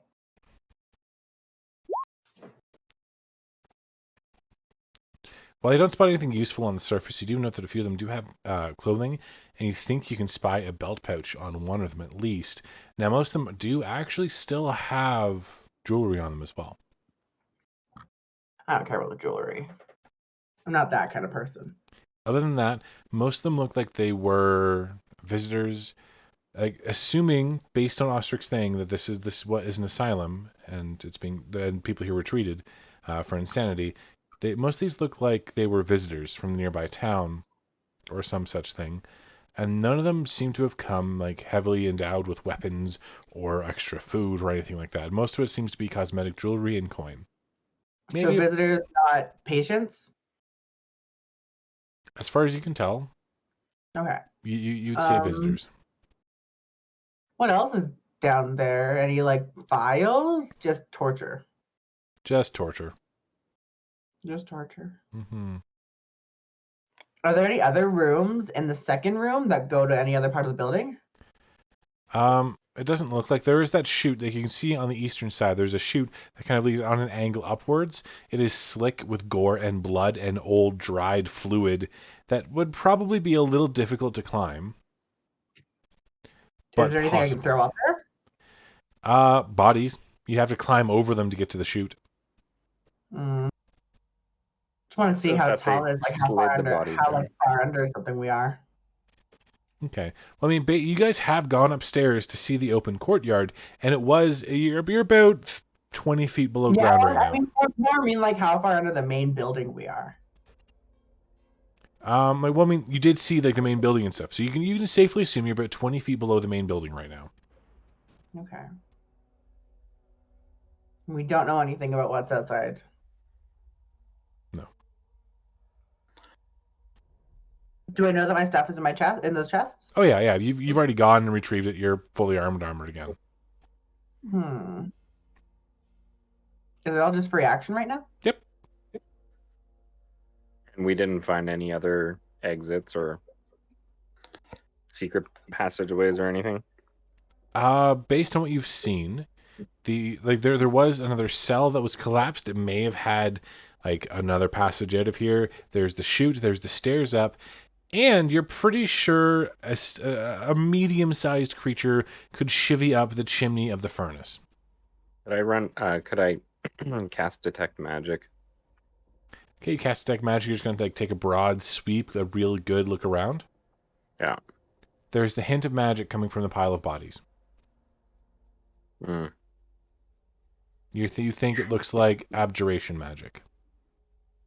Abjuration magic. Mm-hmm.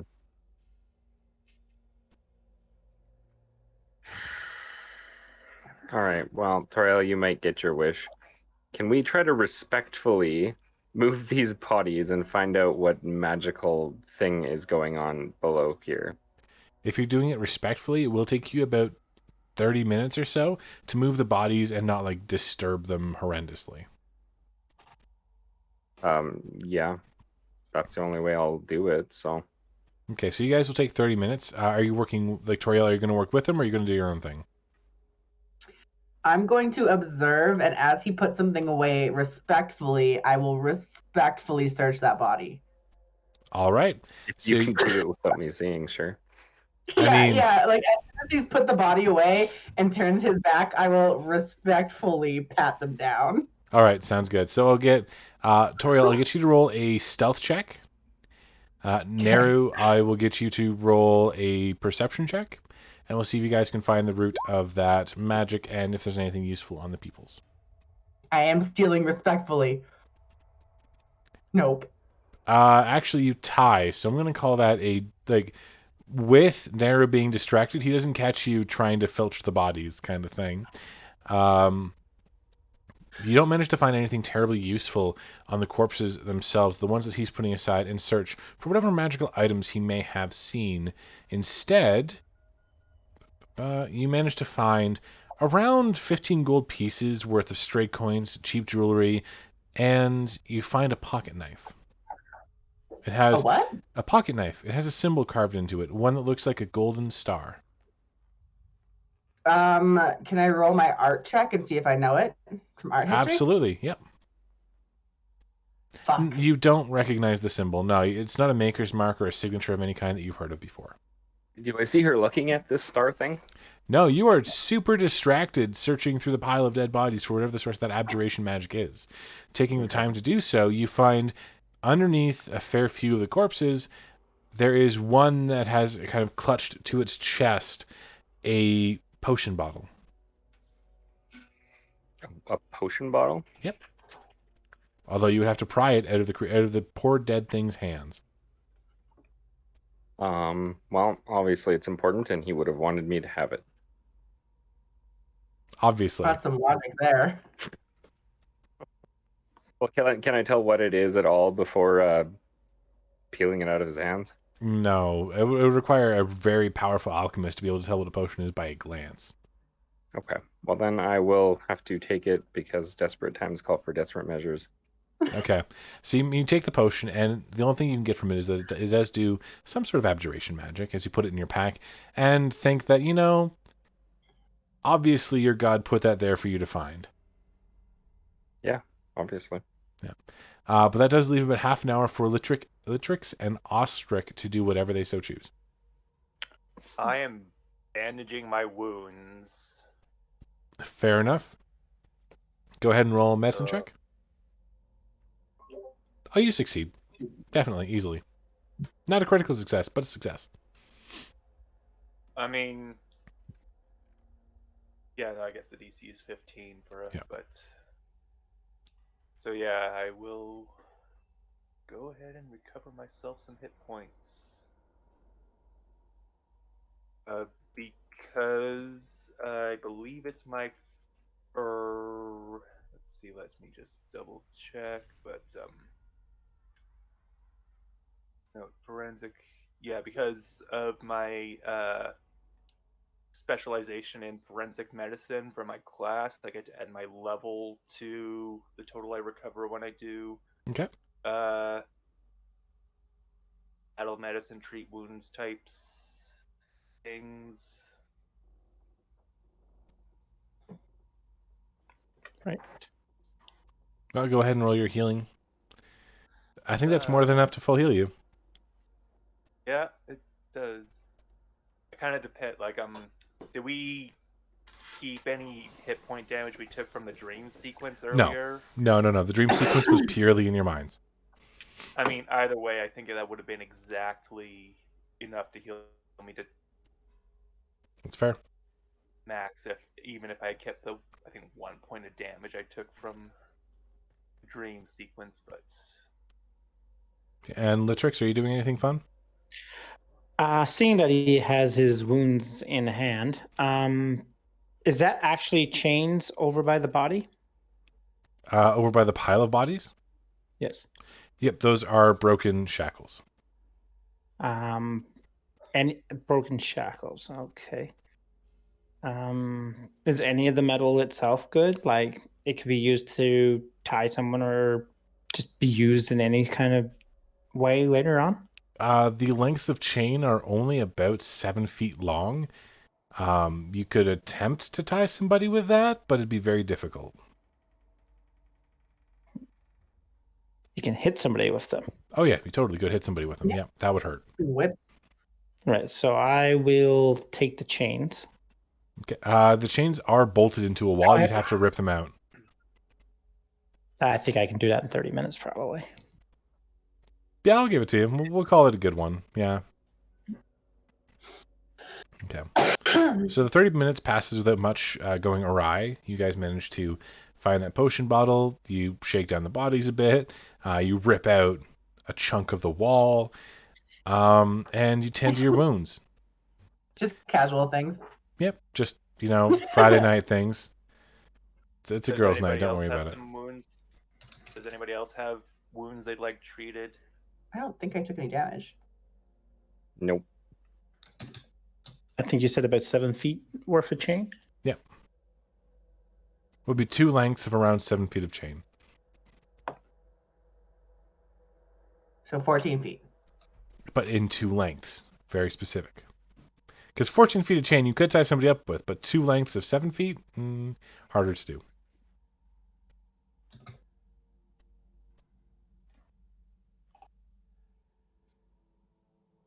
All right. So, what do you guys want to do now? You got yourselves all Somebody sorted wanna- properly? Does somebody want to climb up before- the slip and slide? Before we head out, I want to use my investigator ability to pursue a lead.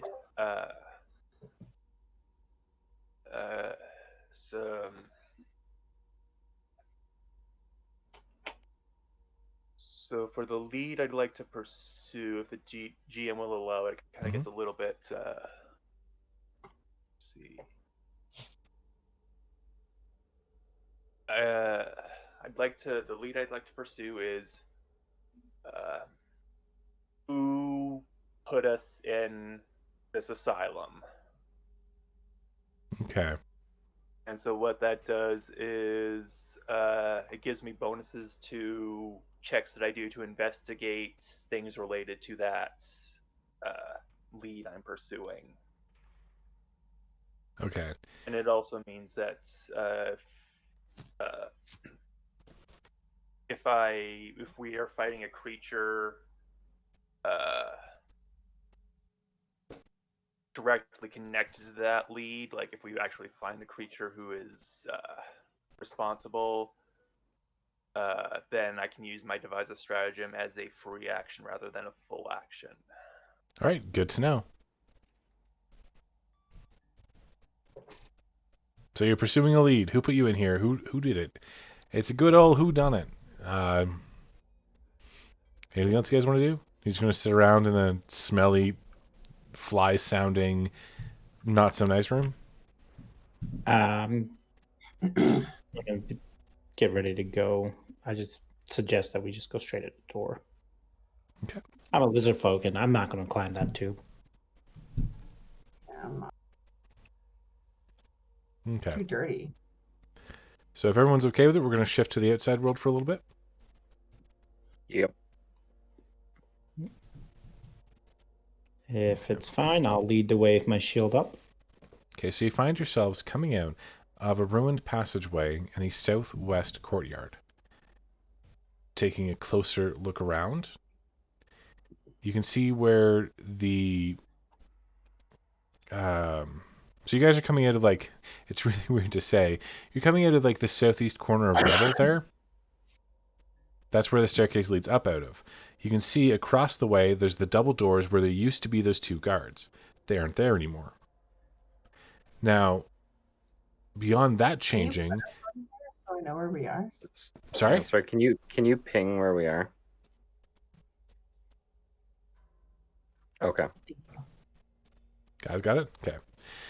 Mm-hmm. Beyond the missing thing, you guys get a better look around. It's not just downtrodden ground that's here. There are rose bushes that have been beaten down, kind of thing, everywhere, with a single solitary tree in the center of the courtyard. So, just to clarify, this one is a tree. The rest are rose bushes. Okay. So you can see across there is also a kind of half buried in the rubble work shed. Right here. That still has its door partially ajar. And in addition to that, you do see the two doors that kind of lead inwards, no longer guarded by anything. When we get into the courtyard, does anything trigger my that's odd ability? The shed with the garden tools, that's unusual. But that's about it. I'll make my way over there and take a look at it. Okay. I'll run detect magic while we're going as well too, just to see if anything crops up. Okay, so as you head over to the shed itself. You do spy something unusual in the rubble itself. Underneath all of that stone, inside the wrecked house, you spot a chest. Just a plain wooden chest, but it has claw marks kind of scratched into the surface, as if someone tried to get in it and couldn't. Someone with claws. Someone maybe doppelganger-ish. I'll examine the chest, if I may. Okay.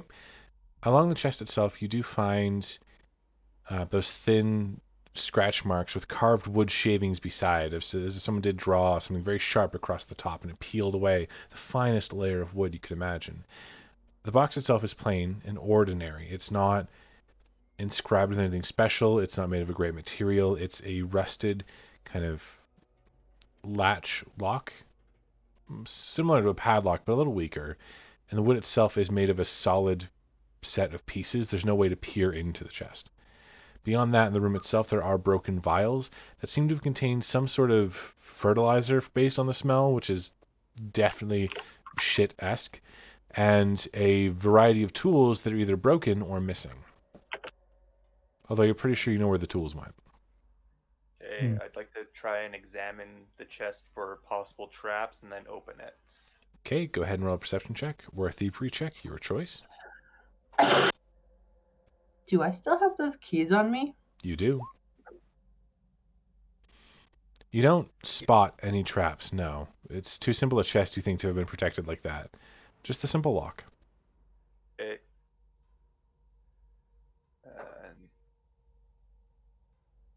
I suppose I don't have... Yeah, So maybe Toriel could try those keys? Yeah. Is it a free action right now? Oh, yeah. You can go ahead and try the keys. Okay, I'll try the keys. Okay. The keys don't even come close to fitting in the lock itself. They're much too large. Way too big, hey? Mm-hmm. Well, at least we know we're looking for a key. I don't have any thieves' tools, but would I be able to maybe like use a makeshift, use a crossbow bolt as a makeshift pick and try and... You could always attempt. You could always attempt. It will be at a -4, though. Alright, so that'll put me at just a straight D20 roll. 13. 13. It's a simple enough lock that you actually do manage to pop it. Not because you picked the lock, but because the crossbow bolt, when you forced it against the lock and kind of like jiggled it around, it actually snapped the inside bits. So as the hasp kind of wrecks itself, you pull at the lock. You're actually able to open it fairly easily if you choose to. I choose to do so. You immediately make a wisdom saving throw. Sorry, was not wisdom saving, will-based saving throw. As is anyone who's actually looking at the box. So I believe that would be Toriel and Litrix. Oh no.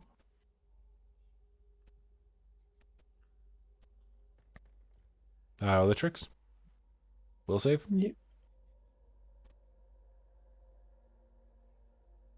Okay.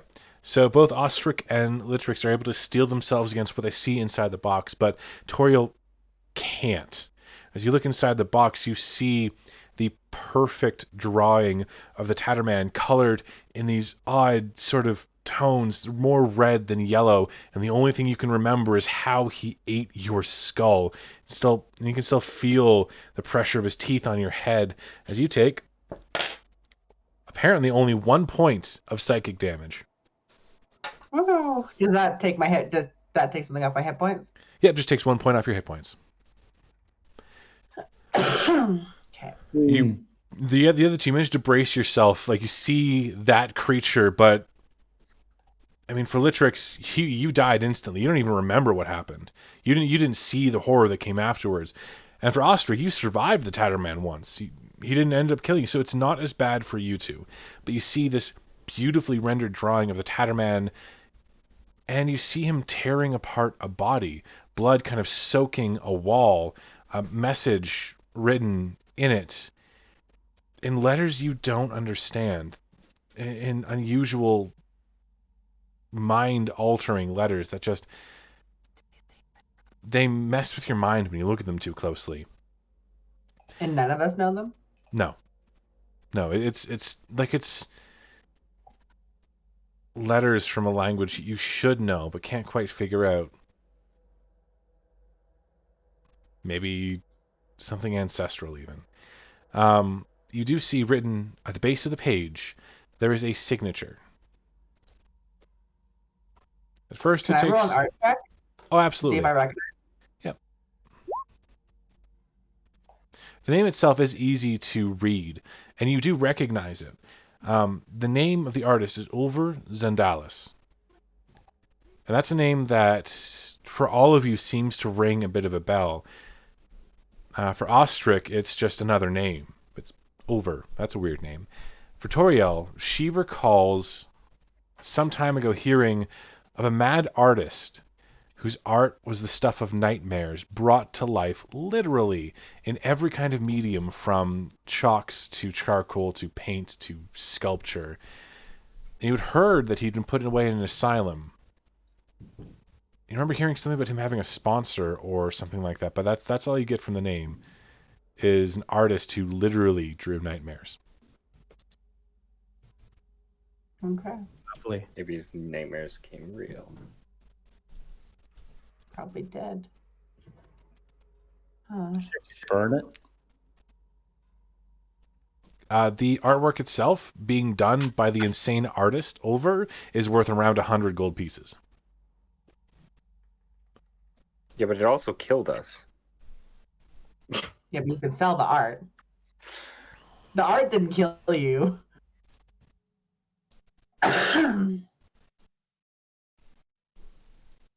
That's logical. But I don't think anything about this is logical, so I don't think we can apply the same principles. Yeah, not caring too much about money right now. I'll stash that drawing in my inventory as much for investigative purposes as for resale value. Okay. After you take it, you kind of roll it up very gently. It is this cloth-pressed paper. You put it away in your pack. You don't have a scroll, so you're doing your best not to crumple it. Underneath, you find a vial, a glass vial that's chipped, containing 3 silver hairs, with an inscription on the cork that says Hazerton Lowell, which I will spell it for you guys because it is definitely a weird spelling. Give me a second here. I need to go find it.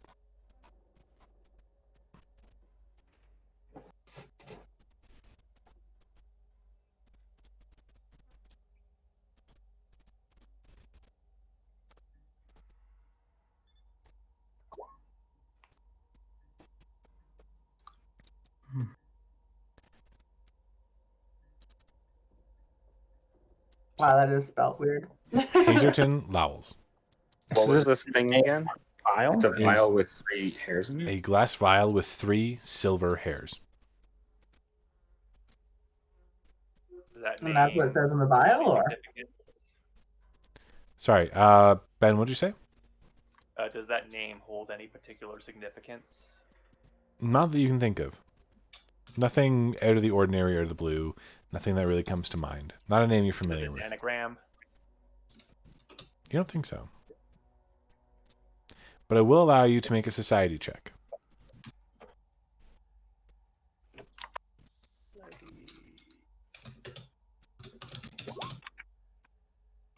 Based on your broad experience with society, you have no idea who this person is.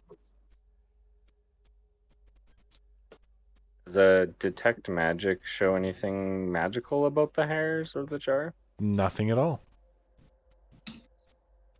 Although there's the faintest whiff of conjuration magic about the chest itself at the moment. And Toriel, what were you asking? Would I be able to add my circumstance bonus when I pursue a lead? Yeah, so Like- sorry, going back to Ostrich, yes, you can. What was your circumstance bonus again? At my current level, it's a plus, or it's based on my. For now, it's a +1. That still will not So reveal anything 17. for you. Yeah. Toriel, you were asking something about the chest as well? I can't remember. That's fair. Oh, yeah, what was that artist's name again? Oh, I can also write that out for you. Thank you. No worries.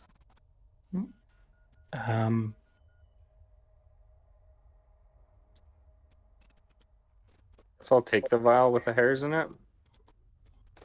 At the moment, the person in front of it would be Ostrich. Okay. Since Then you can weren't, take it. yeah, since you weren't actually in the room to get spooked by the scary thing, you'd be far enough away that you wouldn't be able to just like reach in and grab it. Right, that's fair. I'd like you to keep those two items apart if you could, Ostrich. The hairs in the illustration. Yes. Call me paranoid, but I get those shivers when you take out that paper. Fair enough. I'll keep them in separate pockets. Do you guys want to like do any checks maybe on the hairs? I suppose I could examine them.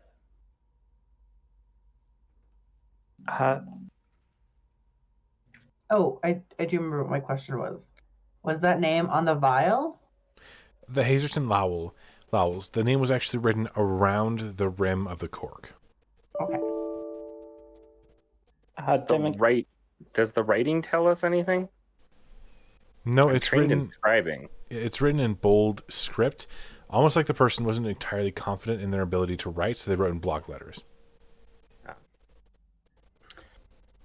Could I do an occultism check on both those names? Absolutely, you can. I don't like the way you said that. Next one. Sorry, just 1 second. I'm checking out a thing. Oh, okay. That's right.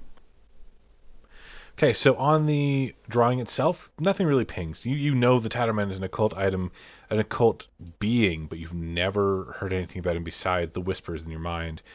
As far as the hairs go, hair can be used in a variety of spells. It's entirely possible that whoever this was, whether the person who wanted the hairs was Hazerton Lowells, or the person whose hairs were Hazerton Lowells, this person may have been related to an occult casting or ritual. Do I see this vial as well? The vial? Yeah. So Toriel, Litrix, and Ostrich were all in the room with the vials. The vial and the drawing, but Ostrich has his hands on both. Is it free turn or is it still Ostrich? It's still free turn, but Ostrich does have them in his possession, don't forget. Okay. A Can I do a religion society check check? on them? Oh, Neru, go ahead. You said you wanted to roll a religion check? Mm-hmm. Go ahead. On the items. Yep.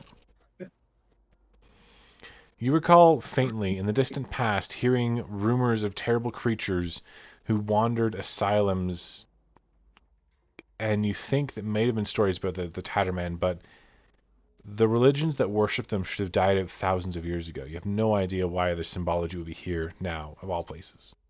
Do I remember anything about like paintings specifically, or You heard the Anything like legends that? of legends. You didn't hear anything specific. Yeah. All right. It's a whisper of a whisper kind of thing.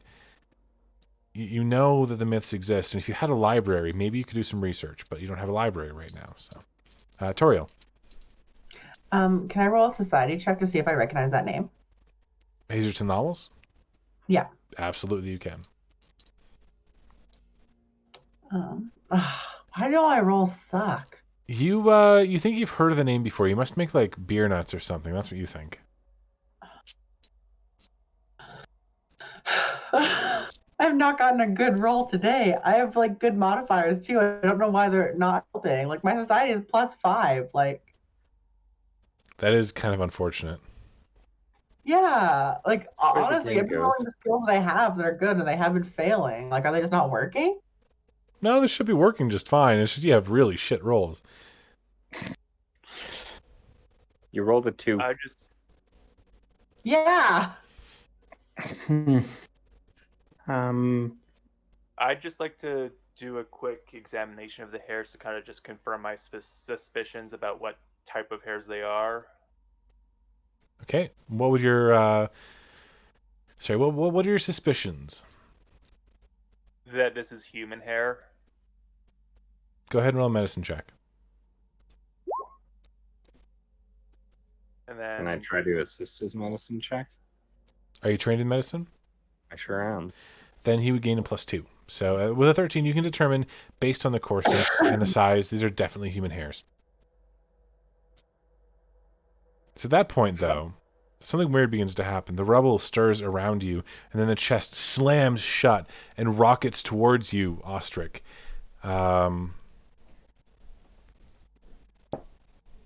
It's going to be a 27 to hit you with the chest just randomly flying directly in your face. That'll be for 9 points of damage. Evan? I'm just adding that. Can I use reaction there? Okay. No, you were caught by surprise. There wouldn't be a reaction. And then Ben, yes? Sorry, I'm adding that vial to my inventory. Yeah.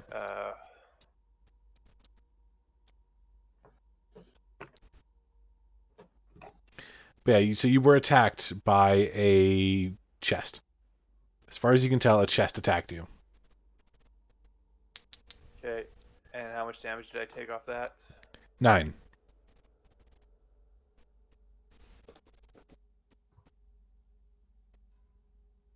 Okay, and I'll get everyone to roll for initiative based on perception, please.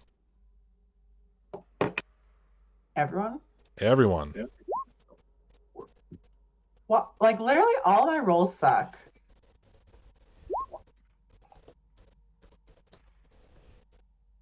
Just And roll like I'm there. only complaining because computers can't truly be random, so I mean, your first initiative check was actually pretty good. out of how many? Right. Like computers can't be random. But they're as random as they can be random. They can't be perfectly random. Yeah. They can't be random. They follow a certain algorithm. Computers cannot be random. They can be random. They can't be perfectly random. Yes.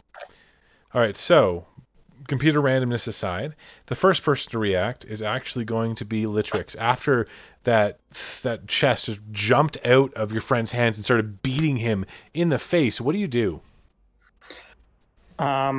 So I have my shield and weapon out from earlier, as I had said. So I didn't clarify my weapon, but I did my hammer earlier, so that's what I'll stick with for now. Okay. And so I'm going to use an action to keep my shield up. Okay. I'm going to...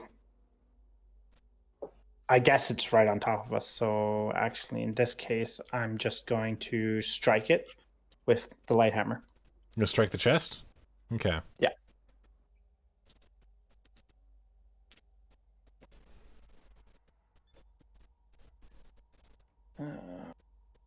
Chest, more light. Here we go. Okay, so you strike at the chest. You actually manage to beat it out of the air as it's still falling. And as it clatters to the ground, you hear a faint giggle. From the chest? No, actually, from somewhere off to your right. I'm gonna throw my light hammer in that direction for the Okay. second attack. All right, make an attack at -5, on top of your -4 for already. So you have a -9 to your attack total for your second attack. No problem. Try. Or just hit second Is attack it- and -5, it'll be fine. Is it free action or? Nope, this is, so he already had his weapons up. He'd used the raise his shield, attacked once, he gets to attack again. That'll be at a -5 for your second attack, so that's 13. So you will throw the hammer, and it hits something in kind of midair and bounces off, not doing any damage. That's fine. All right, then we're going to go to Ostrich. Okay, I'll use my first action to draw my crossbow. Mm-hmm. And what I've heard that laughing as well. Faintly, but yes. I'm going to take a moment to try and suss out the source and figure out where it's coming from. Okay, one action, roll a perception check. You know the general area, but you can't tell exactly where the thing is. If you make an attack, it will still be at a -5.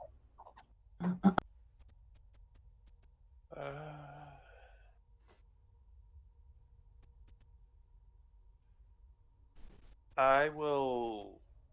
Can I ready an attack with the trigger of when I see the creature that is hiding from us? Absolutely, you can. Okay, and then we'll move on to Neru.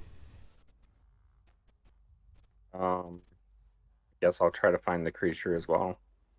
Okay.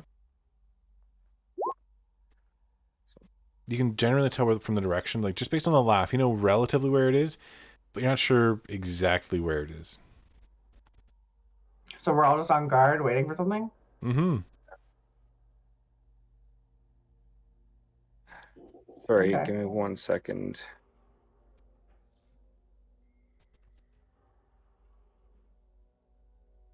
Going to cast Bless. Okay. So everyone within a 5-foot emanation of me gains a +1 status bonus to attack rolls. Gorgeous. So that'll be everyone right now. Okay, so everyone's got that sweet +1 bonus to all of their attacks, which might actually help a lot in this scenario. And then the creature that you are fighting materializes this. It's still semi-translucent, but you can see it's like the rotting corpse of a very large person, but the voice that comes out of it is like that of a child as it raises its hands, and dozens of little stones begin to rise up with them and fling about in a flurry. It's just stones. Does this trigger my held action? It will trigger your held action, yes.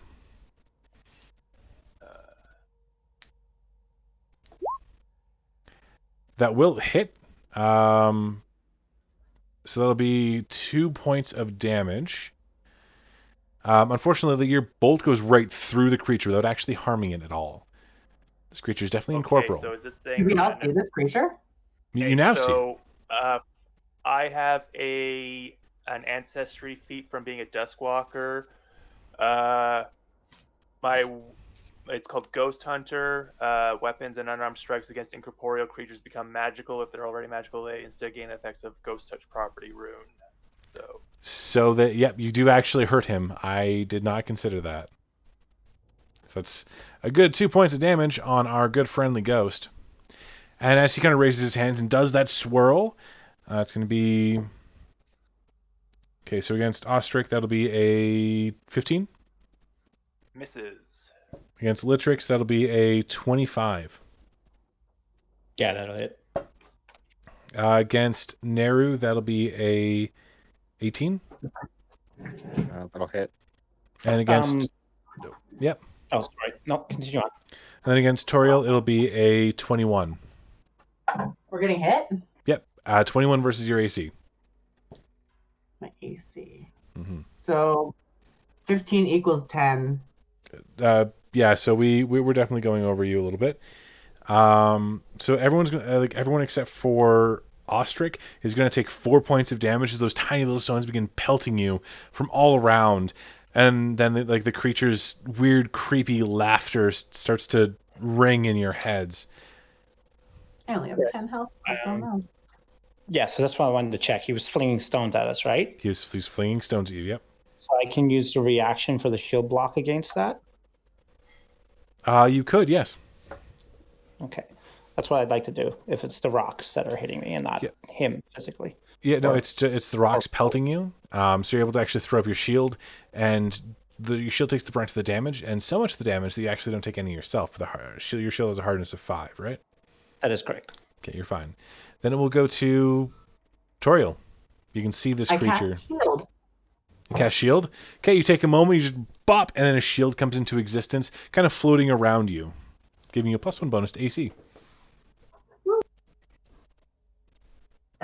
Do I still have 2 more turns? Yep, 2 more actions. Okay, I use one of my actions to roll performance and tell everyone a really sick story about like these Pathfinders who were ghost hunters who like were really epic, and it boosts everyone up, hopefully.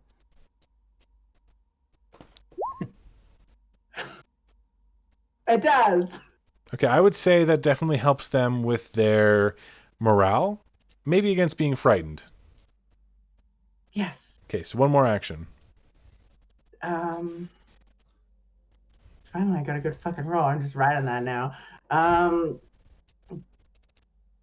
I use my diplomacy against this ghost somehow? What do you want to ask it? Like persuade it to do something, or? Why is it here? Why does it want from us? Okay, so go ahead and roll a diplomacy check. You're gonna ask it a question. You might get an answer. Fuck. What do you want from us? You took my treasure. I want it back. And it's gonna kind of giggle a little. Stones. So that's your 3 actions. It's gonna go to Ostrich. Oh, sorry, no, Litrix. Free action. What's your treasure? Okay. It can't answer until its turn. Right. Okay. In that case, Is everyone behind my shield that I cast? No, just you. so it's incorporeal. So do I know whether that means like I can't hit it at all with my weapons? You can hit it. It just won't be as effective. Just won't be as effective. All right. Anyways, I threw my hammer at it, so I'm going to pull out my war hammer. Mm-hmm. 1 action. Yeah. And Move up would be a 2nd action, and attack would be a 3rd. Attack with my 3rd. Yeah, that's exactly what I'm going to do. Okay, go ahead and roll your attack. Let's see here. Warhammer. Nice. Okay, so you managed to strike something solid as you hit the creature. It doesn't just pass through, but it's more like hitting gelatin than anything. And as your hammer pushes against the creature, it actually splatters this thin bluish fluid against the stones behind it. So it's dead? Okay. Nope. Not dead. What's the shove action again? Is that relevant here? You'd have to declare the shove intention before. Not after. Okay, perfect. Not a problem. So then it will go to Ostrich. Okay. With this thing, would I have any reason to suspect that it's a part of the lead I'm pursuing? You don't think that this creature had anything to do with whoever put you in the asylum? No. Okay, so then devise a stratagem is going to be a full action, which I will do. Okay. All right. Right, so 17, and then for my 2nd action, I will use that 17 in an attack roll using my intelligence. 24 will be my total to hit. Gorgeous. That will definitely hit. Right, and then I'll also get precision damage on top of my regular damage. I just have to double check to make sure this thing is susceptible to precision damage.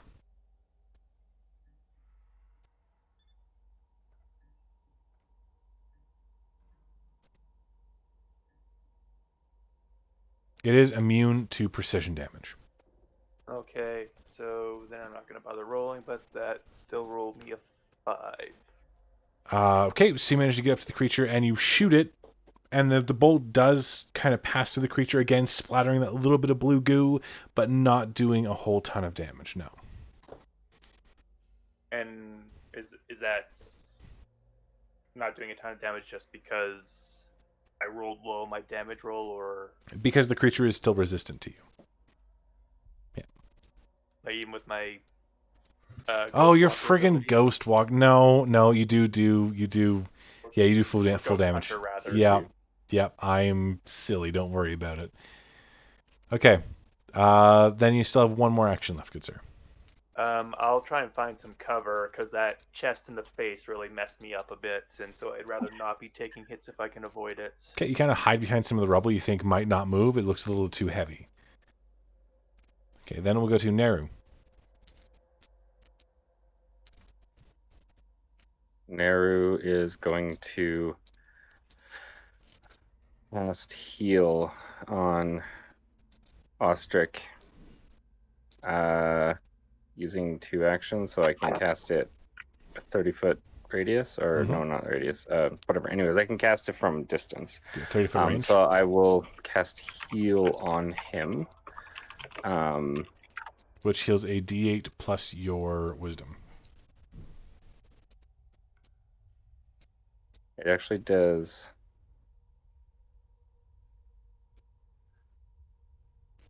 d8 plus 8, because I'm using 2 actions instead of 1. That's what the spell says. Okay, give me a moment, please. That's what it says.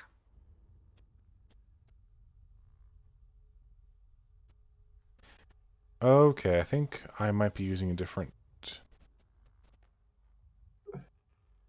I'm definitely using a different variant than you are. So I'm going to have to... Because I have one of the original books published, so they probably changed the rules since then. I see.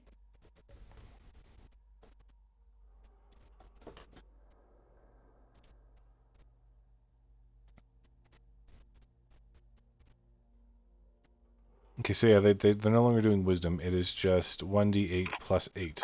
Perfect. So you gain 12 hit points. Wonderful. Back up the And then roll. I'll move up to the wraith thing, whatever it is. Okay. Do they do flanking in Pathfinder 2e? Yeah, you just get a +2 bonus. So can I move to the other side of it to cause flanking for the other people? Normally, I would say yes. Unfortunately, in this circumstance, the other side of him is going to be up a really steep cliff of debris. And if you try that, it's just going to end with you doing very miserably. That's fair. Then I just move up to the creature. Okay. So you cast a spell, you moved up to the creature, you can still attack if you like. I can't because I used Oh, you the did a one that 2 uses action. 2 Yeah, actions. you're right. Okay. That's 3. All right. Then we go from Neru to our lovely little friend over here, who is going to vanish again and then reappear directly in Neru's face, causing him to make a will save.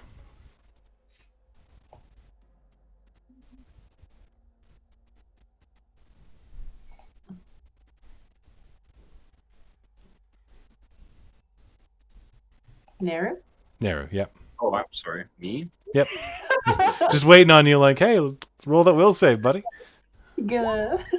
Okay, so you are considered, I'll give you bolstered because, I mean, not bolstered, the other one.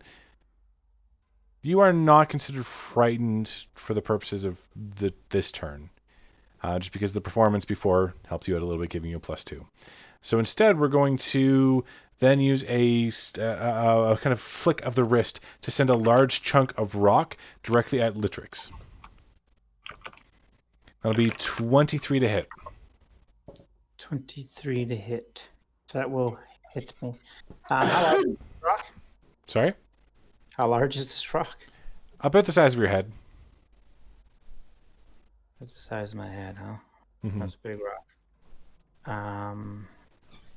I will shield block. I should have a reaction by now, I think. Yep, you do. So it's going to be 12 points of damage total.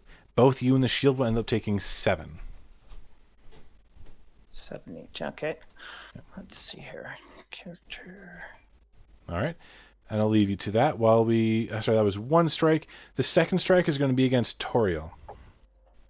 As another large chunk of rock comes flying at you. But my shield... Oh, never mind. No, my shield is still up because I haven't had a turn yet. Yep, no, your shield is still up. Yeah, I can still throw a rock at you. Just it's not going to mean I'm going to hit. But the rock gets flung at you and is deflected off of your barrier. Toriel, your shield fades. How many times can I cast shield? As long as you don't use the raise a shield action, infinite. Cast shield again? Yeah. Okay. Cast shield. Can I also... How close am I to this ghost? About 10 feet away. Close enough to go up and touch it? Oh yeah, you can walk around and touch it. I also cast Chill Touch. Okay. And I run up to it and spank its butt. Fair enough. Go ahead and roll that attack. Okay. What would I roll for that? So under Chill Touch, your spell, it should actually give you... One second. I can just roll Chill Touch. I can just press that thing? Yeah.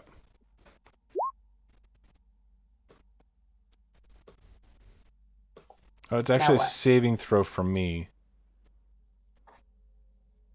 Okay. He will fail the saving throw. So at the moment, the creature is flat-footed, meaning he gains no benefit to dexterity from... benefit to his AC equal there. No benefit to his AC from his dexterity. So his AC gets super lowered. Can it even... it disorients the undead, probably even causing them to flee. Yeah, it does not cause him to flee. Okay. Do I know how many hit points he's at? Probably You not. do not, no. Would it be one action to take out my rapier? Yes, so you've moved. Chill Touch is 2 actions. Oh, so I don't have any actions left. Yeah. I don't know why it says 1 action there. It should be a 2-action thing, but yeah. Oh. So no, you move forward. You've disoriented him, so that he has no dexterity bonus to his AC, and we're going to move on to... Cool, I gave him a big spank. You did give him a spank. We'll move on to Litrix. I'm going to use my action to raise shield. Okay. And I'm going to just continue attacking him. How many hit points does your shield have left? My shield has 13 hit points left. It hasn't hit the broken threshold yet. Okay. All right, so go ahead and make those attacks, good sir. 2 attacks. That will not hit. All right. Let's see. For ready actions, so if I use 2 actions, ready in action, and then use that action whenever it went off the ready, would it still use the third roll stat? Yes, it would. We'll use the second. It uses the second one because you've only attacked once. Yes, in this case, it would be the second one. Yeah. However, it's directly. So are we all fighting in like a 5x5, right? Like a 10. Like you're how tight is the quarters you're right in now? a 10 foot by 10 foot cabin. It used to be like a 10 foot by 15 foot, but the back 5 feet is just covered in debris, and that's where the poltergeist is resting. So we're pretty much all within. Okay. In that case, I'm just going to use my lay on hands to heal the damage I took. Okay, go ahead. And I think that is... Where's my spell? Lay on hands.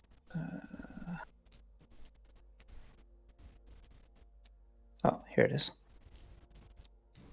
1 action. Oh, here we go. All right, let's go infuse damage up.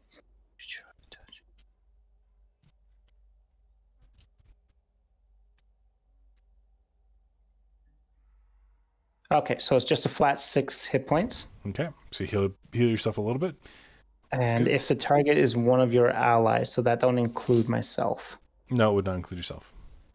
So just 6. I have no idea what heightened means. So When that means you get when you cast it at a higher level, which every level you go up, they should heighten another one. If it's heightened 1, or every 2 levels be heightened 2, that kind of thing. perfect. All right, so I'll get 6 hit points back. Okay. Then we're gonna go to Ostrich. Right. I will use my first action to devise a stratagem. Mm-hmm. Can I use a hero point? You can use a hero point to add a d6 to that roll. 2 hero points to reroll.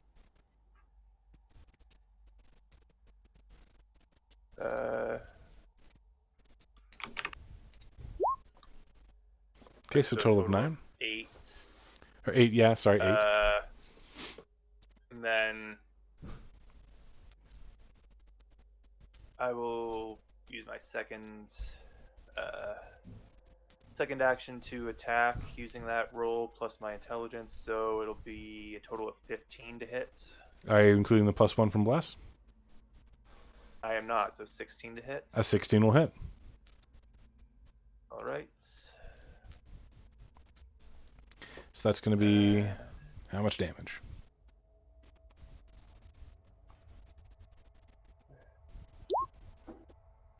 It's going to be 5 points of damage.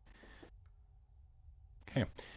Now, as you strike the creature, sorry. Sorry. What you get finished with your description. As you kind of strike the creature with the crossbow bolt, heading like directly through its heart, the entire thing scatters into this blue gunk, is the best word for it, and the giggling seems to fade off. But you hear faintly this: "It's my treasure." My treasure now, bitch. But I think that's where we'll actually leave the evening off, because it's already 8:49, and we don't want to get too far into something else and have to stop exactly at 9. Fair enough. So like I said before, this is going to be a milestone-related thing, not XP related, so you guys don't get any XP, but I promise the level up is coming eventually. Sounds good.